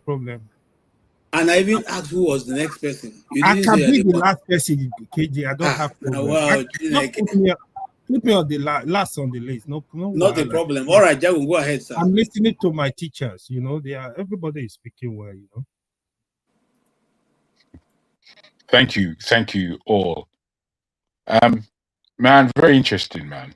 Very, very interesting today was. Let me start from where I finished the last time. I'm sorry if you didn't hear all of what I had to say, but I think it resonated with what Tony was saying after me, which was, we've really come to a point where if as men we don't realize that our nation is going down the pothole fast, and there is no one apart from ourselves who can save this. Nobody on this earth. No Americans, no Australians, no British, no Europeans, no Middle Easterns, no Chinese or Japanese. No one apart from us. We have to take the bull truly by the horns. We have to face the danger that we should have faced in the 1960s, 70s, 80s, 90s. It's a collective thing. We have to really come together and indeed do have a referendum, do have a conversation amongst ourselves, do put things down that says that 2027 is a no-go as far as any election is concerned. We are stopping, and we're stopping here. And we are going to take the next 3 years to reorganize Nigeria. And this is how we're going to do it. And that's what I say. Now, such a suggestion like that could be violent, but it doesn't need to be if it's articulated properly, if it's planned properly. It doesn't need to be. What Revolution said was for 1 million to come out. Those are the kind of numbers that we need. Those are the kind of numbers. We don't need really any less than that. We don't need any less than that. It's not going to work with any less than that. We need at least 1 million to come out. At least. We need to take the country's power back in our hands. We don't need any more years of Tinubu and the confusion that he's laying out. We don't need any more years of the Senate that doesn't work. We don't. We don't. We don't need any more years. We don't need any more years of a criminal court system. No. No. And unless we really understand these things, we're not going to move. We are not going to move. My suggestion is that if the country doesn't break up in a horror show, which it can easily do, and a horror show in Nigeria is a horror show for Africa. The split out. Imagine the next largest country by population to us is Ghana, 35, 37 million to 250 million. We will just pour countries like Togo, Benin, we'll just pour into those countries trying to run away. We'll pour all over the place, straight to Senegal, into Mauritania, people rushing to Morocco for a better lifestyle. You know, it's just going to be the most bloody, disgusting thing globally. I'm not sure if you guys are aware of certain levels of socioeconomics, where between Nigeria, Lagos in particular, and Abidjan, this is set to be the most populous arena in the world over the next 50 years. Because everything in terms of business is going to be coming from that shore. Everything. The cities of Lagos, Lome, uh, uh, Cotonou, Accra, Abidjan, all these cities are supposed to be the most functioning cities in the world, that they have to be, in terms of just the trade that is coming and leaving that area. That's what it's set to be. Many of us don't look at these future predictions that we have on population and what the population should mean.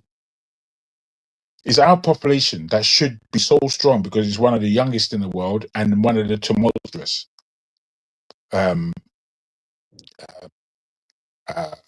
peoples who are gathering in the same space. This could either make our country truly one of the best countries in the world, the population alone, or the biggest disaster in the world. And we're not taking real stock of that because we have individual painful problems. I've said it before on this show, we don't have a country. We haven't had one in an awfully long time, which is why I don't understand how we discuss politics so fervently on this show. What politics is going on? I'm not going to repeat myself. We also have a situation where the future is geared to our rise. The future in terms of technology, the future in terms of infrastructure, the future in terms of still the same natural minerals, fuels that we have in our nation. We've got choices to make. We've got serious choices to make. And what's most important and what's not. I heard Masca, and sorry to bring you up, but I just heard Masca say something in the earlier show. A lot of what Masca said, I've thoroughly agreed with.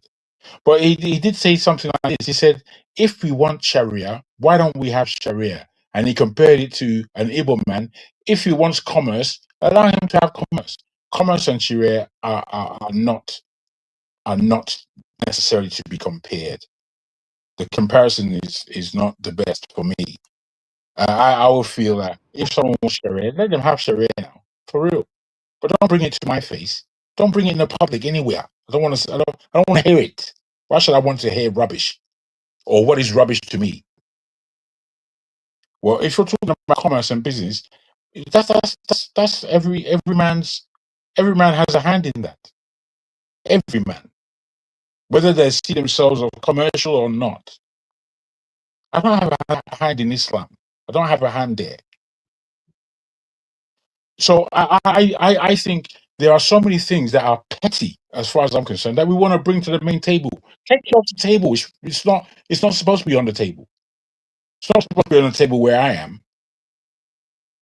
Put it in a table in your corner in your house. I don't want to hear about any. Don't want to hear.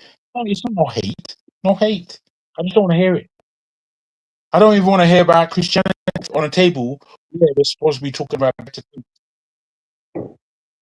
I don't. It's not that these things aren't of people's culture. These things aren't dear to people. I'm not suggesting that for a second. But you can't complicate an already complicated matter with your religion. You can't. And you should be ashamed to be honest. I think it's a shameful process that we're talking about the fact that my crops are being eaten. You raped my wife. You killed my children. Then you want to tell me about Sharia?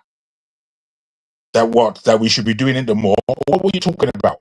Get the head out of it. Now, I'm just saying, not to spike anybody. I'm saying that there's a way we see things in a country like Nigeria that really, this ain't the way forward. Is that the way forward? That's not the way forward to be talking to me about Sharia.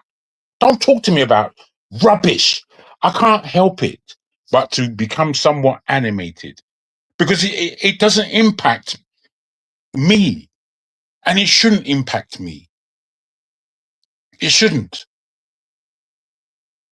I have more Muslims in my family than most people in this platform. I know who they are. Got nothing against them. They do their thing. All They right. do their. Wait, please. I've No, just but wanted it's to come. spoken for almost 10 minutes, man. Oh, really? Yeah. I do apologize. I do apologize. I didn't realize. It's I my just want. time. Thank you. I just wanted to say that there is a way out that makes us one country and one great country. And to be honest, we've only got one chance left. We've only got one chance left. So make that sink into everybody's mind who wants to play around with this chance. Thank All you. right. Thank you so much. Yeah, Tony. Or you want us to go to AY for coming to you? No, How my far? brother can wait. No, let me talk. AY can wait. I know he will wait. Now, my Gabi, that I don't Uh, fit. Go um, ahead. Go ahead. you know, my views are still what they are. There's no basis for Nigeria to be one. After all, it was an experiment that was supposed to go for 100 years, and it has expired. In fact, we are in the first year after the expiration, and it's not working. So, technically speaking, or legally speaking, Nigeria doesn't exist because since the amalgamation, 1914, it was supposed to be 100-year deal, and after that, we're supposed to go back and to the drawing board and see if there's a basis for us to continue the way we're going. So Nigeria technically doesn't exist. Now, I just want to read what somebody posted here, and that's a guy called Fidel. And he says, if terrorists hack you to death without any protection by Nigeria, and you are fortunate to return, would you continue to shout one Nigeria? That's a question that he asked, a rhetorical question. Now, I shudder, when I hear people compare Nigeria to America and some other developed countries. Even here in America, as developed as it is, as free as you are to, express your faith without hindrance, own property anywhere, move around without restriction. There are still sections of the country or states who wants in a white threaten to exit the union. It's absolutely their right. Now, so when I see people begin to say, no, one Nigeria must begin to, one Nigeria what? One Nigeria what? Everybody should have a right, if you're a Muslim, to practice your religion, practice your Sharia. And as a Christian, I should have a right to practice my religion anywhere in the country. I should own property anywhere in the country. Now, if that is impossible, then it puts a question to, what you call a country. If I can't do that, and I'm not going to hinder anybody from practicing his religion, whether you're traditional or whatever, if you say you're a secular country. Okay? So if there's a question to that, and question to so many other things, why should I continue to stay? Now, if my resources, I come from the south, and you take my oil and you destroy my environment, pollute my water, I can't fish, I can't farm, I can't breathe fresh air, and then you come and you make millionaires out of my own resources. There are less, you don't have as much millionaires in the south as you have from people outside that region. So the endowment that God has given to my area becomes a curse, because some people would want us to be a curse and remain there, and that has bred militancy. I want to be able to take my resources and clean up the mess that has been done. I want to be able to use my resources to ensure that there's best practices all around me. I want to ensure that I don't stay in an environment where the people who come to mine my resources have light, and all around me I don't have light. I don't want that kind of a thing. I don't want it. I don't want to belong to that kind of country. I want to belong to a country where everybody is free. Practice your trade the way you want. That's what I want. I want a country where everybody, you are free to do whatever you want to, do in line with the law that is guiding whatever environment that you are. That's the kind of country that I want. That's the kind of country where I stay in America. So if we begin to use models and begin to compare to America and so on, I think we should tell ourselves the truth, because this is not best practices. This is not how it is done here. So if we cannot, and we've been on this for years, after all, before the white man came, we were living together. We may not have been as developed as we are. But so if we break up, let's make the mistake. If we break up, we'll learn. So who says if countries are broken up? But if we don't do that, then we are calling for a situation that probably would let in bloodshed. Blood. We're already seeing bloodshed. What we're seeing now it's a child's play. So we must stop pretending to ourselves. This thing is not working. And it cannot work, because there are things that hold us down. It's not working. It cannot work.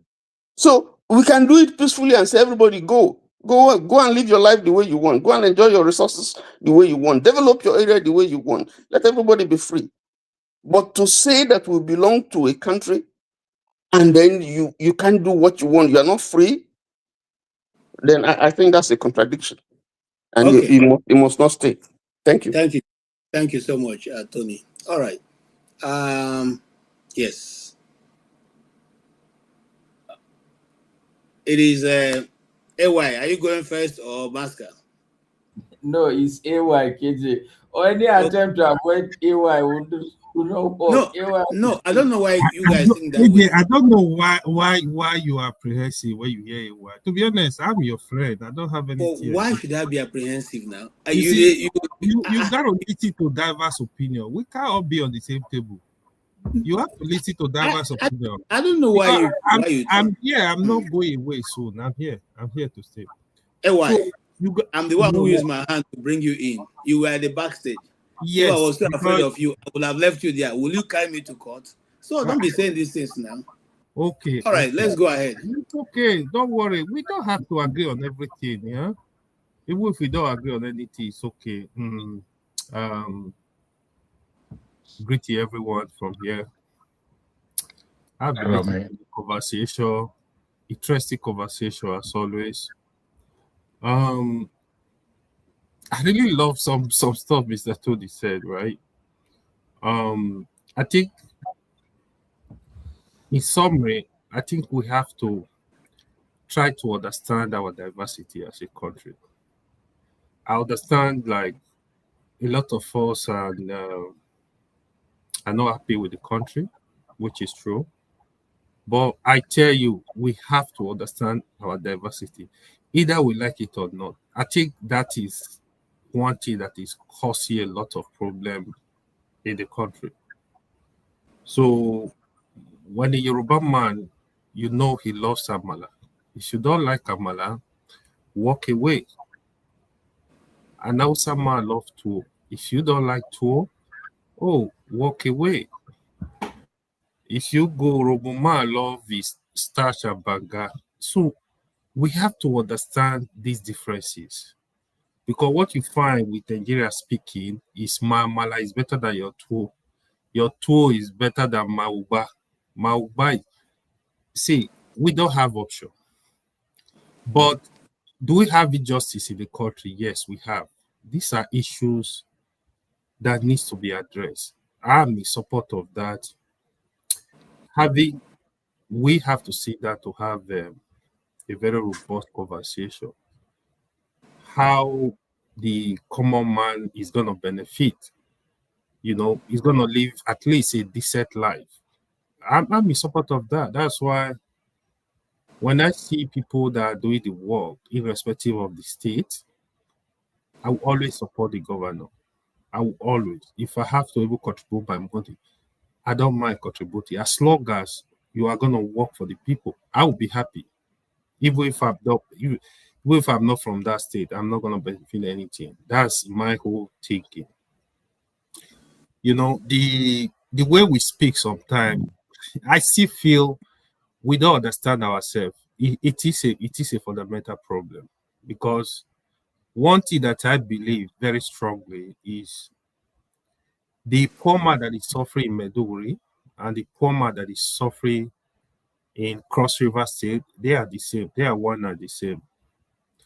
We all have politicians that destroy our country. These politicians, they are from, we elected them. They are from everywhere. This is the fact. Like Ovie we say, we need to organize. Election is coming now. All you hear is we come here, division, division, division. Why the politicians from the east, from the west, from the north, from the south, they know how to come together. They are organized. Look at APC now. The governor are even still begging to join the party. Irrespective, the whole of South, they are almost in APC now. The Southeast, 3 governors out of 5. Southwest, they are there. So we really need to organize. We really need to educate the people with less exposure to what is happening in the world. We really need to do that. In the aspect of dividing the country or not to divide the country, I've never believed in Nigeria should divide because my reason very simple. We have, I think, 760 something local government. Even if you divide Nigeria into 760 something places, the division will still appear. People will still want more division. In my local government, I will go there and say, no, this village cannot be my president. That's why I don't really like division. But in the aspect of regionalize the country, one thing I know I'm very sure of, we need some kind of restructuring. Either you want to regionalize it or you want to give more power to the state, let state control their resources. Just like Mr. Tony said, people that want to practice Sharia, let them practice their Sharia. People that want to practice, go with the Bible, let them go with the Bible. That's what you find even in foreign country. On the aspect of religion, which is kind of sometimes divide us, My belief with religion is also keep religion in religious centers. This is my own belief, to be honest. If you are a Muslim, keep religion in the mosque. If you are a Christian, keep religion in the church. If you are idol worshiper, whatever they call traditionalists, stay in your place. So I live in a system where, for example, I've worked with some people for 5 years. I don't even know what they believe in because we don't discuss this type of issues. So whatever you believe in, let people believe what they believe in. Just let peace reign, you know. When you go to public domain, you go to work, deal with the work, get the job done. So, but unfortunately, especially both the two major religions, they are guilty of this. We are all guilty. The two major religions, to be honest, if you go to the north, it's Muslim supersede. If you come to the south, same thing, you know, it's not different. But we have to be fair to the system, you know, even people that don't even say that we say they don't even believe in God at all. Leave them, let them live in peace. I think we have to look at how do we get this job done. Our institution, education institution are moribund, infrastructure dead, a lot of things are not working. So I think these are the kind of things that should be our focus. And the other one last thing, instead of keep blaming ourselves for some things that are not reasonable, I have really thought of it. To be honest, I think there is, I'm sorry to say this, I think there is something fundamentally wrong with a black man because it seems we keep blaming ourselves, but which black nation is really working the whole world? That's right. Not only that, even black community come to That's America. right, bro. Black community go to Canada. Go to, see. Sometimes I'm a black man. No, I'm sorry. I don't. There are many things I can say here. It will be like I hate myself, but that is why we have to check. The only country I thought that is trying to work in Africa, I thought that was working, is white Africa, the so-called South Africa. And you know the reason why it is built that way. We need to tell ourselves the truth. Go across the Africa continent, go to the Muslim community, go to the different tribe in Africa.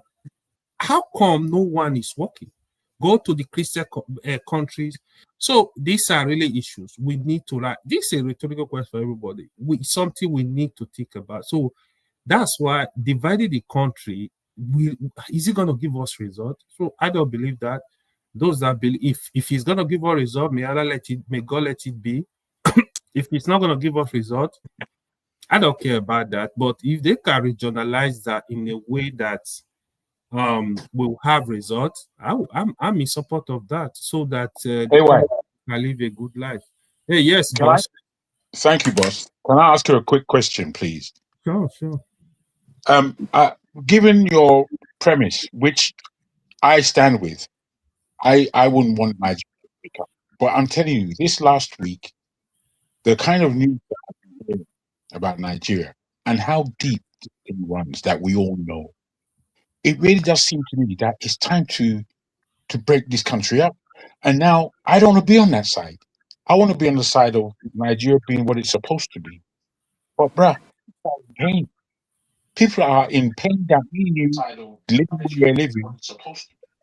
We only feel a semblance of that pain. What do you want for people who are in pain? They look left, they can't get solace. They look right, they can't get anything. What do you want them to do? Okay. No. Mr. KJ, No. sorry, please give me some second. Let me reply this AY. No. We have passed that No, I want point to now. know. We are closing down. Please, Now. Don't I beg reply of you. AY. I beg No, you. I'm I not beg you. replying I him thought you everything he wanted said. to No. listen. No. I beg you. I'm No. tired. I Just need to please, I'm go. begging you, sir. Listen Please. to he beg you, man. I'm begging God. you, please. No, Okay, you see, you're AY. not in Abuja Meta now. AY. Namibia is working. Botswana is working. Egypt is working. And Rwanda is working. Many other countries are working. Don't say the whole black nation is not working. That's lie. When you go in Namibia today, they have one of the best roads in Africa. They have all the infrastructures that America have. They have it. They have social security. They have it. And no Namibian wants to. Any Namibian who goes out, he doesn't want to. And no Namibian want to go out. They're happy in their country because everything is working. I've been there. Botswana is working very well. Botswana have the best money today in Africa. Their money is very strong, more than any other. South Africa was working. Only South Africa is still working up to today. So my brother, Okay. don't say Okay that now. no country is Okay. working in Africa, no black nation. No, that's lie. All right. Thank you. Don't And deceive you see, yourself, man. I don't want to go there because there are very other black nations that are working. There are even those that are mixed, like Brazil. You know, they where you have a lot of Yorubas. It's working. Brazil is working. So, but let's not go there. Let's just move ahead and conclude the So broadcast. Brazil Go is ahead. black nation, KJ. Well, you can't say, don't they have black black people there? Don't they have black people there? Don't they have a large population of black people? Is it not working? Well, so we can keep deceiving ourselves. If you believe in that, it's okay. So even concern saying Namibia, Botswana, we can keep deceiving ourselves. Somebody called South Africa. South Africa was built by the white, not by the black. Since black took over South Africa is declining. If you don't Nigeria know also was built by Britain. Nigeria was built by Britain. Stop shouting. Nigeria was built by Britain. Concern, Anyway, carry on, man. Don't deceive us, man. So I'll move on. Okay. Okay. Yeah. Let in general, right? My final say, right? So I just want us to think positively about our neighbor, about the country. We think of the solution. How can we move forward? Because a lot of the way our rhetoric is, they are kind of like a big distraction. That's the way I see it. Because the so-called leaders in the country, they are well organized. This is the truth. Even as you speak today, they are from every part of the country. They are from every state. They are not from one place. So this is one, even if we want to like kind of like disown them, we can just pretend that disown them, but they are from among our families. They are from among our places. So we cannot completely pretend. That's why if we have the capacity to, how do we change the system? If we can get to the push for the electoral reforms, we do that in such a way that capable people can come in from abroad over the country where you have a system that is working. They can come contest for election and try to force a change. This is the way I see it. Otherwise, you allow the political leader that have been there for more than 25 years, they will see whole sway and do whatever they want to do with everybody.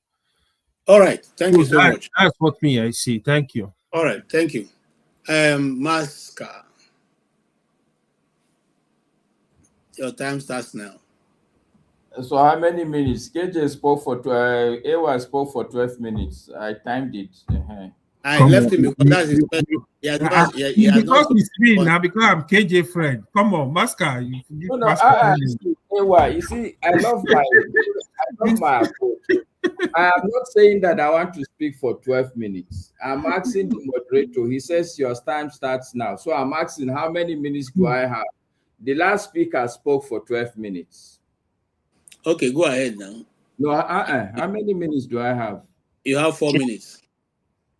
I forfeit this 4 minutes. That I will take as my protest. You can't. The last speaker spoke 12 minutes. You give me 12 because minutes. He has not spoken. This is his first time of speaking since he came. That's why I left him. I deliberately left him.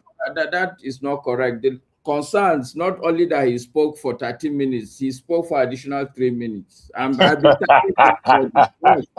timing. Master, you really become a troublemaker. I am a troublemaker when people want to show me that they can. Master is learning from all of you here, man. No, I did not learn anything. Not me. The blood of fighting for justice is in my that's what runs in my blood. I can't sit where we are talking about fighting injustice. Then I will sit down. People would put injustice on my head for what? Well, you see, again, 4 minutes is not. If you give me 4 minutes, I forfeit it. Master, let me push back. You see, you guys. Let me take his 4 minutes now. No, hold on. I want to correct something. You guys do this thing. You see, I'm the one moderating this program. I say, as a moderator, you don't have to tell me how much time I'll give you. So, okay. what I'm asking but you I on my if own, the I last already speaker spoke explained for to you. 12 minutes, you I can't already give me. explained to you that AY had just this is his first appearance, and I let him speak as long I as said that. man spoke for 12 minutes. But I've been fair to you. I've given you more than enough time on this program. Even when you came in and you are arguing for almost 8 minutes. All I right. didn't say anything. Okay, Yes, KJ, I see. It's okay. It's okay. I will beg now. Can it be 6 minutes? Go ahead. Thank you, my brother. Thank you. Okay. What were the things that I even wrote down? Okay. So the first issue for me, it's I think I will start with what Revolution said. Okay. And I will go back to the things I said also in the other segment of the program. Revolution said it is people that are educated that should lead the fight for the liberation of Nigeria. And his reason was very logical, because if that revolution, if that good country happens, there is not people like concern they will bring to go and man positions. It is the educated people that will be clamoring for positions, whether the country is one single country or even if it's a divided country. Now, the point I'm making is that both angles, let's take even the people who are saying the country should divide. I would expect that if we are saying that the country should divide, the minimum we can be able to put on the table is divide in what form. I have not had anybody. Somebody will say, oh, okay, let Biafra go. I take it. What happened? What kind of division would happen to the rest of the country? If we're going to be honest people, don't just talk about your own side that will break and go. You have to have, if you are going to break out of a country, if you are a good person, you should go out in such a way that you are not going to put problem on the other country, even if assuming it remains the same, or it's going to break down. My point is that we keep talking restructuring, but we don't sit down really as people to sit and ask ourselves, okay, what are we really talking about? And I will give you an example, KG. You know Benue State very well. How many times have an Idoma man been governor in Benue State? It's not a rhetorical question. And I'm asking you, KJ, so that you can share with us. I'm driving somewhere. Okay. And Idoma man has never been governor of Benue State. And that's one of the contradictions. No, why? No, why? That's enough. No. None. None. So the point I'm making is that this injustice we are talking about, it permeates our society. If you take my question to you is this: is that right? Is that right that since Benue State was created, since 1975 or 76 that Benue was created, till today, an Idoma man or Igede man have never been governor? Is that a right? And should they continue that way? That's what I'm so it's the same thing I'm saying. I'm bringing it up because that is the kind of injustice that we overlook when we say the country should break down. So the Idoma man in Benue State should go and worry. As far as the Igbo man, if he has taken Biafra has gone, the Idoma man's problem is his own problem. There is so much problem in this country that everybody is in their need of a resolution. But the problem with the black man is that another man said, "Now, pot. Once you deal with your own problem, it's okay. Every other person should go to hell." This is the approach that I don't like. That when we say, "Oh, let Nigeria break," even to break down in how many pieces? Because, for instance, now I would take it that the Yoruba people will be fine, the Igbo people will be fine. Do you imagine what will happen in the South? Not to talk of the Middle Belt. What will happen to them? We don't even give a thought to this. If it's okay, let's break down, but let's sit down and do the analysis of the breakdown. But that is not even my point, because I think it's just the normal Nigerian attitude. Breakdown. Nobody is ever going to give anybody a breakdown on a platter of gold. Like Ovie said, If they do the restructuring, they probably would restructure it in a way that it will still favor them. The same way the British have given us independence, but we are still struggling. Okay? The most important thing is we have to go back to what revolution said. People must take responsibility. It's not about complaining and crying. We can be crying to tomorrow. The breakup will not happen. The resolution will not happen. Okay? So what I'm saying, as far as solution is concerned, we need to sit down and understand what is happening. The problem we have is that we have extractive political institutions and we have extractive economic institutions where everything is going into the political power every day in Nigeria is constantly being consolidated in a minority hand instead of the idea of democracy where power is evenly distributed. That is the fight we must fight. If we don't fight that fight, the division will not happen, the resolution will not happen. The truth is bitter. That thing that we're avoiding, that problem we're avoiding, we must face it. I need to speak to you, if I may, Maska. No. Please. Let's try and resolve these questions, bro. Let's not do it like we are that. shutting down. We have already done And we are shutting down. It's okay. No, I don't. No, please. Okay, Jagun. See the truth about, so let me put it this way, Jagun. You have my number. These discussions are really not for fun discussions. If you are really serious about the question you want to ask, you have my number. Call me. No, you know I would do that, but I want to do it in public. Listen, I am shutting down. I've already overshot the time. I want to shut down. Please. All right. Let me wrap up. So don't worry, Jagun. We'll have enough time. I'm constantly coming to the show. No issues. The major challenge that used to stop me, I've dealt with it. I've dealt with the challenge, which is internet. So let me wrap up, KG. The point I am making, the logical rules of engagement, of power, of relationship everywhere in the world since time immemorial. When people find themselves in a system and they are on top of the pyramid, and it's not Igbo people that are on the top of this pyramid, or some Hausa people that are on the top of this pyramid. It's a clique of people. Some of them die, some of them go into that thing. But you, as a Nigerian, we all know who are the, when you say, I can't remember who mentioned it, who said, I think it's Boom Boom Ray, who mentioned a couple of names that, in fairness, some of them should spend the rest of their life in prison. We know all these people. If they ask you to make a list, you will make your list. And your list will not be too different from my own. It will not be too different from Jagun. We know the problem, but we refuse to accept it. We dance around tribalism. We dance around, now we are using Sharia as a masquerade, as if Sharia is some. The truth is, we just dance around. We should face our reality. Me, you, KJ, we need to sit down and organize and discuss what is it that we can individually do and collectively do. We know the problems. We can make a list, all of us here. Boom Boom Ray that has never, I don't know whether he's been to Nigeria. He was the one who started the list. He started that list of the true problem.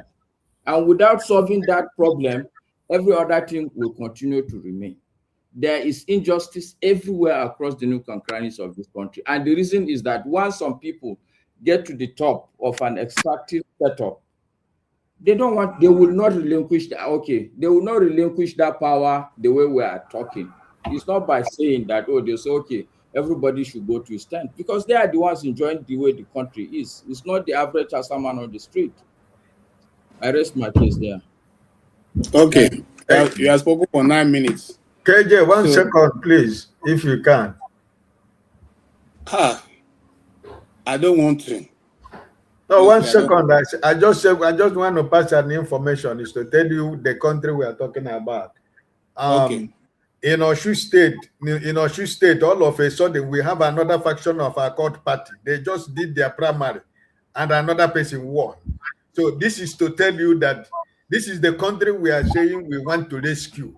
Accord Party that has never had any problem since we are beginning to hear Accord Party. All of a sudden, Governor of Osun State joined. Today, there is a new faction. They conducted their governorship primary, and they on that side, Adeleke lost. Why Adeleke faction is supposed to do their primary tomorrow? That's this to tell you what we are talking about, that this government, these people that is in power, they have decided that Nigerians are not going to breed. But it is only when Nigerians decide to give up that they are not going to breed, that this thing that this God bless you, Mr. Ike. God bless you. God bless you. God bless you. They are not going to let this thing fly like that the way we are thinking. All right. All right. You see, we cannot finish this conversation today. Honestly. So what I'm going to do going forward, because we're going to continuously hold this conversation, is to have maybe two guests. Where I'll bring people in two at a time, and then so that you can speak all that you want to say, and then you say all you want to say, and I'll take you out and bring another set, because that way we can be able to control the narrative, and you say as much as you want without anybody trying to scuffle whatever you're saying or feeling scuffled. All right. Two Niger, one yes, sir. Brent. All right, so let me run through, because I can obviously see that you're very tired, and I appreciate you giving us this time. So let me just run through a few things that I wrote based on what my brothers on the panel were saying. And one of them was, how do we now take power from the people that are destabilizing and destroying the country? And I would say this rests squarely on the shoulders of the young people. Nigeria, as we know it today, has a very young and vibrant, youthful population, of which most of the people, estimates vary, but one estimate I'd rather lean to, which is what I usually hear, is that almost 75% of the population in Nigeria today are between the ages of 18 and 37. So I don't see why we have a president that's more than 50 years old. I used to say 45, 40. I'd say let's give it at 50 based on the experience needed. Say someone has been in government since he was 30, 32. He understands the intricacies behind how the civil arena should be run. That said, I'll also move on to what I think it was Chim, that talked about why do we have passport offices in different districts of Nigeria, or in one place in Nigeria, where for better efficiency, it would be better if we had them situated in different localities and different districts. Now, again, this is where I say the federal government has to relinquish control of certain powers that it presently controls, and this is one of them. Oversight is something we also need. The federal government is overburdened. It is overburdened. It is doing too much, and it is overcommitting itself. And I think even Tony will agree to that. And I understand Tony again, and I think it breaks my heart when I hear you say the country has to be divided, because I know you are a strong proponent of one Nigeria. I fervently hope I never get to that stage, because a lot of times what I see coming out of Nigeria, emanating from, really saddens me. Now, someone said something about if we want the country to develop, people will have to move back home. They use the Singapore example. That is very true. The diaspora needs to go back to Nigeria, lend its expertise, lend its experience, and this is the way that we will develop the country. But again, like Chim said, people are not going to want to go back if there's nothing that will be gained from it, if they will retrogress in life. So what do we need?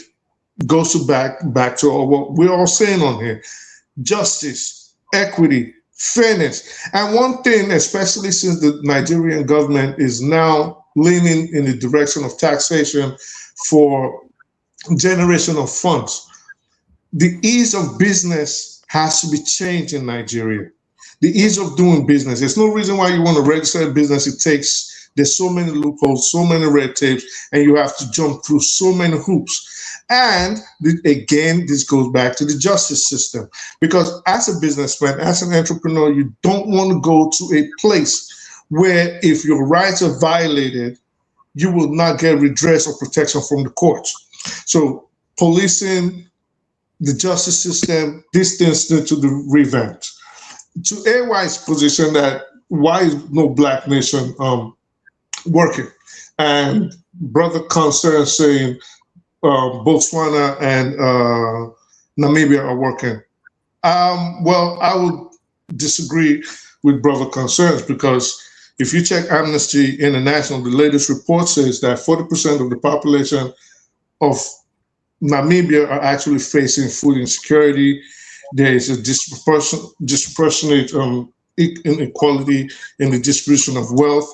There's a large gap between the rich and the poor.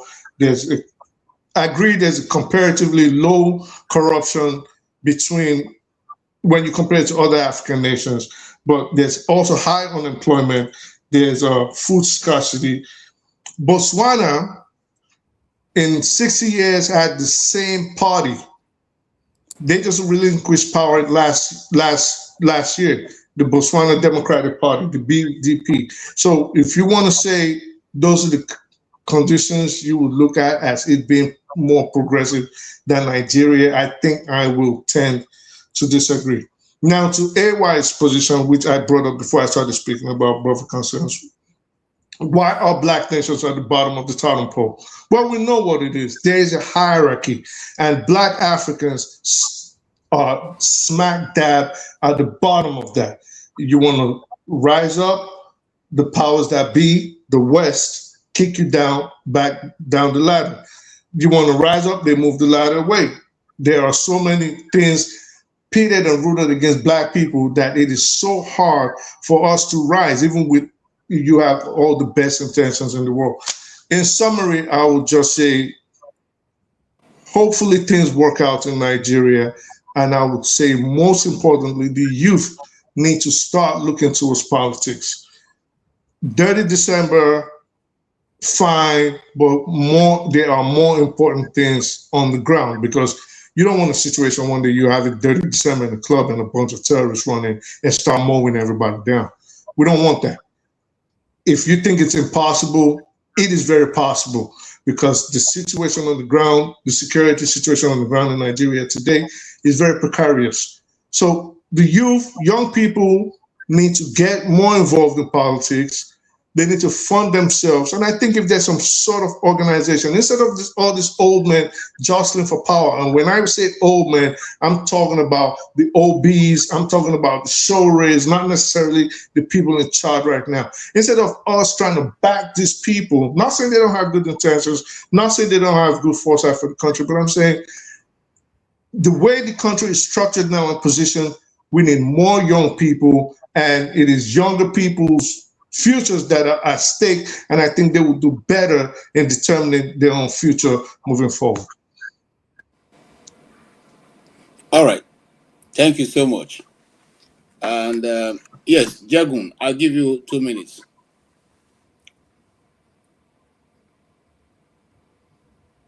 Okay. Jagun is asleep. No, I'm not asleep, or I'm not sleeping. I do thank you very much. I don't know if you are able to hear me. You know, honestly, I would just like to thank everybody.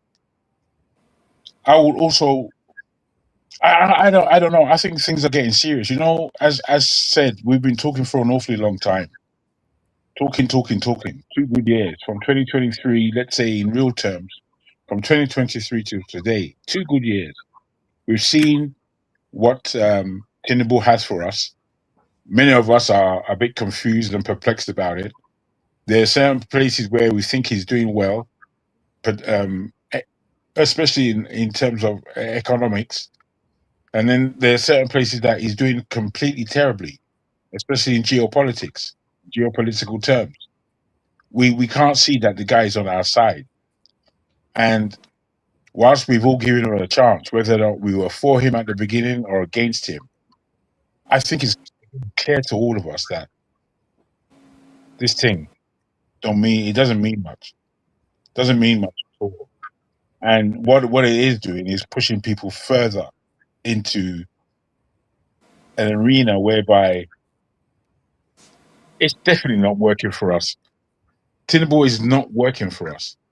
So the more pain that is caused by his governance, so-called, the more suffering takes place in Nigeria and by Nigerians. I've always said that me as an individual, 58 years old, where Nigeria is concerned, I don't need to be in a country to suffer Nigeria. As far away as I am, I'm suffering Nigeria. My people are there. News is all abound. None of the news is good. Doesn't serve me. None of it. None of it serves me as an individual, as someone that will see themselves as a Nigerian. So, my last word is that I think really this is our last chance. And I just don't understand whether or not we are honest enough, whether or not we have the love, whether or not we have any intention of doing anything good for that country. The reason was said by an individual by the name is a Beninois. His name is Frank Zanu, ZA. Some of you may have come across his YouTube. I don't know, but he is very strong in his own point of view. He says that there's a reason why no black man or community, the same thing that AY said, why they do not rise to the top as a community, group, or country. He said it's because they've never had a country. He said it's because we don't have culture. He said it's because we don't have culture even within our community. Now, he gave the reasons. Nigeria is not a culture. It's a name of a country. It's a name of a geographical space. That culture, that name does not have a culture. An Igbo man has a culture. A Yoruba man has a culture. A Hausa man has a culture. But Nigeria does not have a culture. There's no language called Nigeria. Which is why I always say that these things are serious. There has not been any level of building a nation out of a country. Never. There's not been that. All right. So, thank you so much.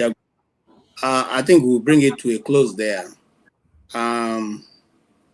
I totally agree with what you said, and we've talked about this many times before in our private places, that we don't have a culture. If you come to other Western world, the use of McDonald's, my son have built into their program in school, where they go at a time, once or twice is a term, to go use those things. They are taught that's their culture. How to go to those eateries and place your order, helping to support that business. There are other places you go to tourist spots. They pay for it. Some of them are free. They take them there. They show them. They say this is American life. Okay, they show them how to how to dress up, feel like an American, behave as an American. We don't have that culture. We don't have it because certain parts of the country don't believe in what the other part believe. And so that division has been there all the while. But today, what we have learned so clearly is that there's a divide still, even on this panel, between what is the best way forward and how do we go from here. We cannot go to a place where we thought we are going to get to if we keep referring to the fact that, well, this person is unfair, this is not that. You see, there's always going to be continuous pointing of finger to the person who does not belong to your region. But the question that all of us have been able to answer today so far, even though we may not have a conclusion, is that there's injustice in the system built in. And Ovie is the only person who have said today, and I'm hearing for the very first time, that Edo people are well satisfied with the system that they're having right now. They don't have anything to worry about. Nigeria is working for them. And that's great to hear. At least there's a set of people who say Nigeria is working for them. Now, for people like people from Ovie, they should not complain when the Idoma man says Benue is not working for him because he has not become governor since the state started. It's not a reason to shut him down, to say, why is he complaining? After all, Edo people don't have a problem. And Edo has plenty diverse tribe, and yet the other people are not complaining. In a system where you get into an agreement that does not fit what you desire to get out of it, the best thing is to rewrite it, or you get out of it. You cut the chain and run with your losses. So, what is the best way forward? The North is predominantly Muslims. They have a different culture. See, the thing we don't talk about, and we'll discuss that here, is that the Islam is not only a religion, but it's also a culture and a political trust of the people who practice it. Consequently, for you who is a Muslim, you don't even believe that a Christian should be head in a country where they are predominantly Muslims or where they have a Muslim. You don't even believe that a woman should head you. That was why Mrs. Eta, who was then the president of the Senate, the House of Rep leader. She was booted out with the lies, and they later on come to confess that, look, I'm sorry, but we did it. You didn't do anything. You were not corrupt. We just don't. We're not comfortable with a woman leading us. So, what am I trying to say in essence? The system of governance has constantly been different, even before the British came. And even when the British came, they recognized the fact that these same regions have different ways of life. That is why indirect rule was introduced in the North, where the emir have the final authority. And direct rule was introduced in the South, where we don't believe that one person is the only one who has the final authority. So these are contradictions that have continuously run. It's not going to change tomorrow.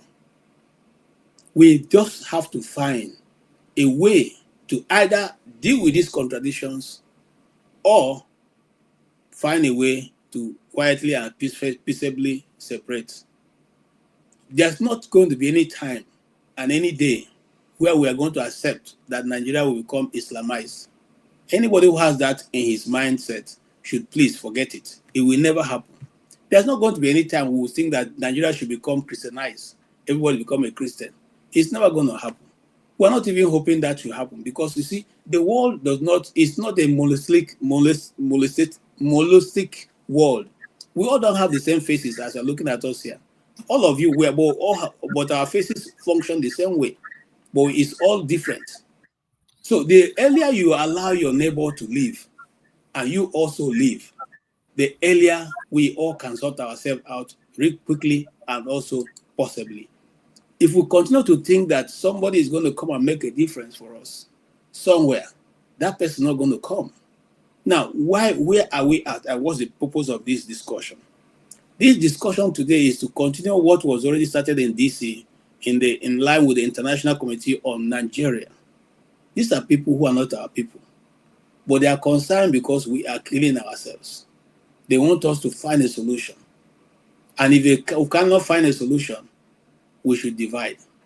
These people are giving us instances in our country, contradictions that we have seen but we have ignored. And they are pointing these contradictions as a stumbling block to nationhood. We're not saying that people will stop agitation. As we speak, DC, the District of Columbia, Washington, DC, is still asking to be a state. They don't want to be a stateless. They are saying they are supposed to be a state. They are still contesting it. They are still going to court. They are still campaigning. In fact, if you go or if you drive around DC, you see the signpost almost in every house say this is a state. Where they are still campaigning for that statehood. You see it, statehood. DC statehood. DC statehood. So we are not going to get to a point where all of us will agree, but we can solve all the problems. The bigger ones can be taken care of, and then the small ones, like this is getting everything they need to get. This is so beautiful, Okay, they're getting, especially since Donald Trump came, the place has been cleaned up. You can literally go everywhere clean. Okay, but that same agitation is still there. Is it because they're not getting what belongs to them? No, they're getting all they need to get. So there's never going to be any time that all of us will agree, but at least the major contradictions or obstacles will be taken out of the way. I live in Benue. I love my Tiv brothers. I speak Tiv very well. But I also want the Idomas, who I also love, to have a shot at the governorship race. And the Igede, they are Gatu.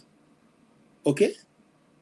Every other tribe should have a shot at whatever. We must find a policy that will work for everybody, so that all of us can be at peace. It's not always good when we give ultimatum to tribes, to a people.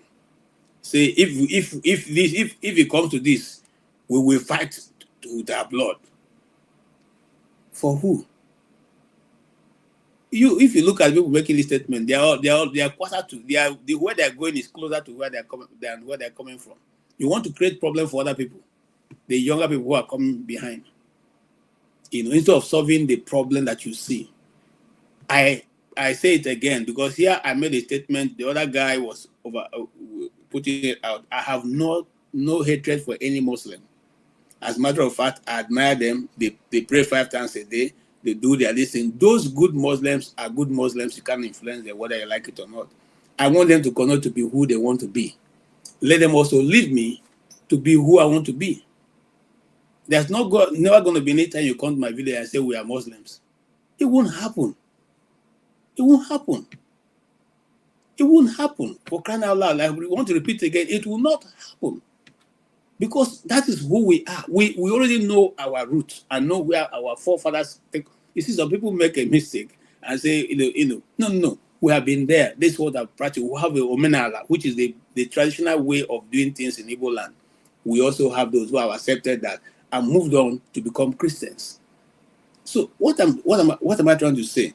We have concluded also, some people have agreed that maybe confederation, people like Jagun also said, maybe it's time for us to look again how to be able to be at peace. If confederation will be the issue way forward, let's go do it. If going back to our original constitution that was used before the republic was started, let's go there, because that gives all the regions the authority and the power they need to do what they need to do at their own pace, without being hurried, without anybody shouting down at them.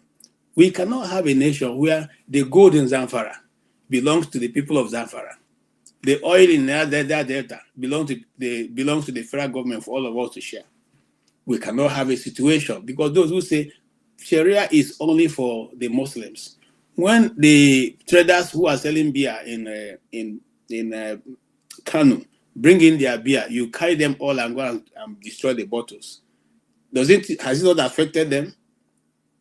It has affected them. When Deborah had to go and meet her Heavenly Father before her time, was she asked whether she's a Christian and Muslim before that happened? The Akaluka, whose was severed from his head and they used that to parade around Kano, was that done because did they ask him if he's a Christian before that time? Nobody asked him those questions. So we cannot say that Sharia does not affect other people who are not Muslims. It does affect us. And we will not say it does not affect anybody. But nobody can say, because you refuse to be a Christian, consequently, certain actions have been taken against you in Nigeria, as far as I know. So what is the way forward? You and I are the only people who can decide that. But for us, we have been able to throw out this, especially for those people who come to this program to see what they can hold against anybody. What we're simply saying that these are our opinions, and if you want to make Nigeria go forward, go look at these contradictions and find a way to sort it. If you can discuss with bandits, terrorists who are maiming and doing all kinds of things to people in our country. You can equally call young men and young women and have a round table. If you don't know how to do it, you have people like Fela Dorotoye, who is an expert in youth organization and all that. You can consult them. How do you go about this? You can put it in their hand. These are experts. You have many others. I don't want to call their names. There are many others who are also specialized in dealing with such organizations and bringing out what is needed. Put the research in their hand, and they'll bring you what will work for everybody. We are saying that because sometimes when you say Igbo, they say Igbos don't want to be part of Nigeria. We want to be part of Nigeria, but we want a Nigeria that is equal. Every person can live life and live it appropriately without discrimination. If you think that we or any other person or in that group are not qualified to be Nigerians, then let them go. Let them go. It's time to let them go. I thank you so much, Jabun. I thank you, Mr. Ike. You guys have been wonderful. I've missed my last dinner because right now it's 11:30 my time. So I'm only just going to find a way to sleep. Thank you also for all those who have been with us since the afternoon, since 12, those who are on the first program and are still here. We thank you so much. We also thank those of you who decided to support us. The support has been wonderful. We thank you. 222 Odu. Thank you so much for your support. We really appreciate you. Thank you also, Aladdin Kelly. Thank you so much. We really appreciate you also. Thank you also for our sister, our dear sister, Tokwe Oriako Tokwe. We thank you so much. You are so wonderful, always supporting this channel. We want to say to those people who are still with us, this support helped Rudolph to pay for this channel. We can actually accommodate more people and have more time. But because of the resources we don't have, we have to make it the way it is. So please, before you sign out, like the broadcast. And if you are not subscribed, subscribe to the broadcast. That will also help us to have more people view it. We thank you. Every idea canvas here are the ideas. They are the thoughts of the people who have presented them. They are not against anybody, and they're not calling for anybody, whatever. We are simply saying, as a concerned Nigerian citizens of Nigeria, we think that we can do better than what we are doing. If we truly believe that Nigeria is the hope of the black man, as we say, if we say that Nigeria is where the tire meets the road for every black person, if we say we are supposed to be a giant in Africa, then we should behave like giants. Not a giant like the Goliath and David, but a giant that is able to recognize his size. And when it comes to world events, use his size to actualize the desire of the black man, which is what Nnamdi Azikiwe quoted as the symbol or the motto of the University of Nigeria in Nsukka, which is that we are here to restore the dignity of the black man. How do we restore the dignity of the black man? Is it in fighting within ourselves?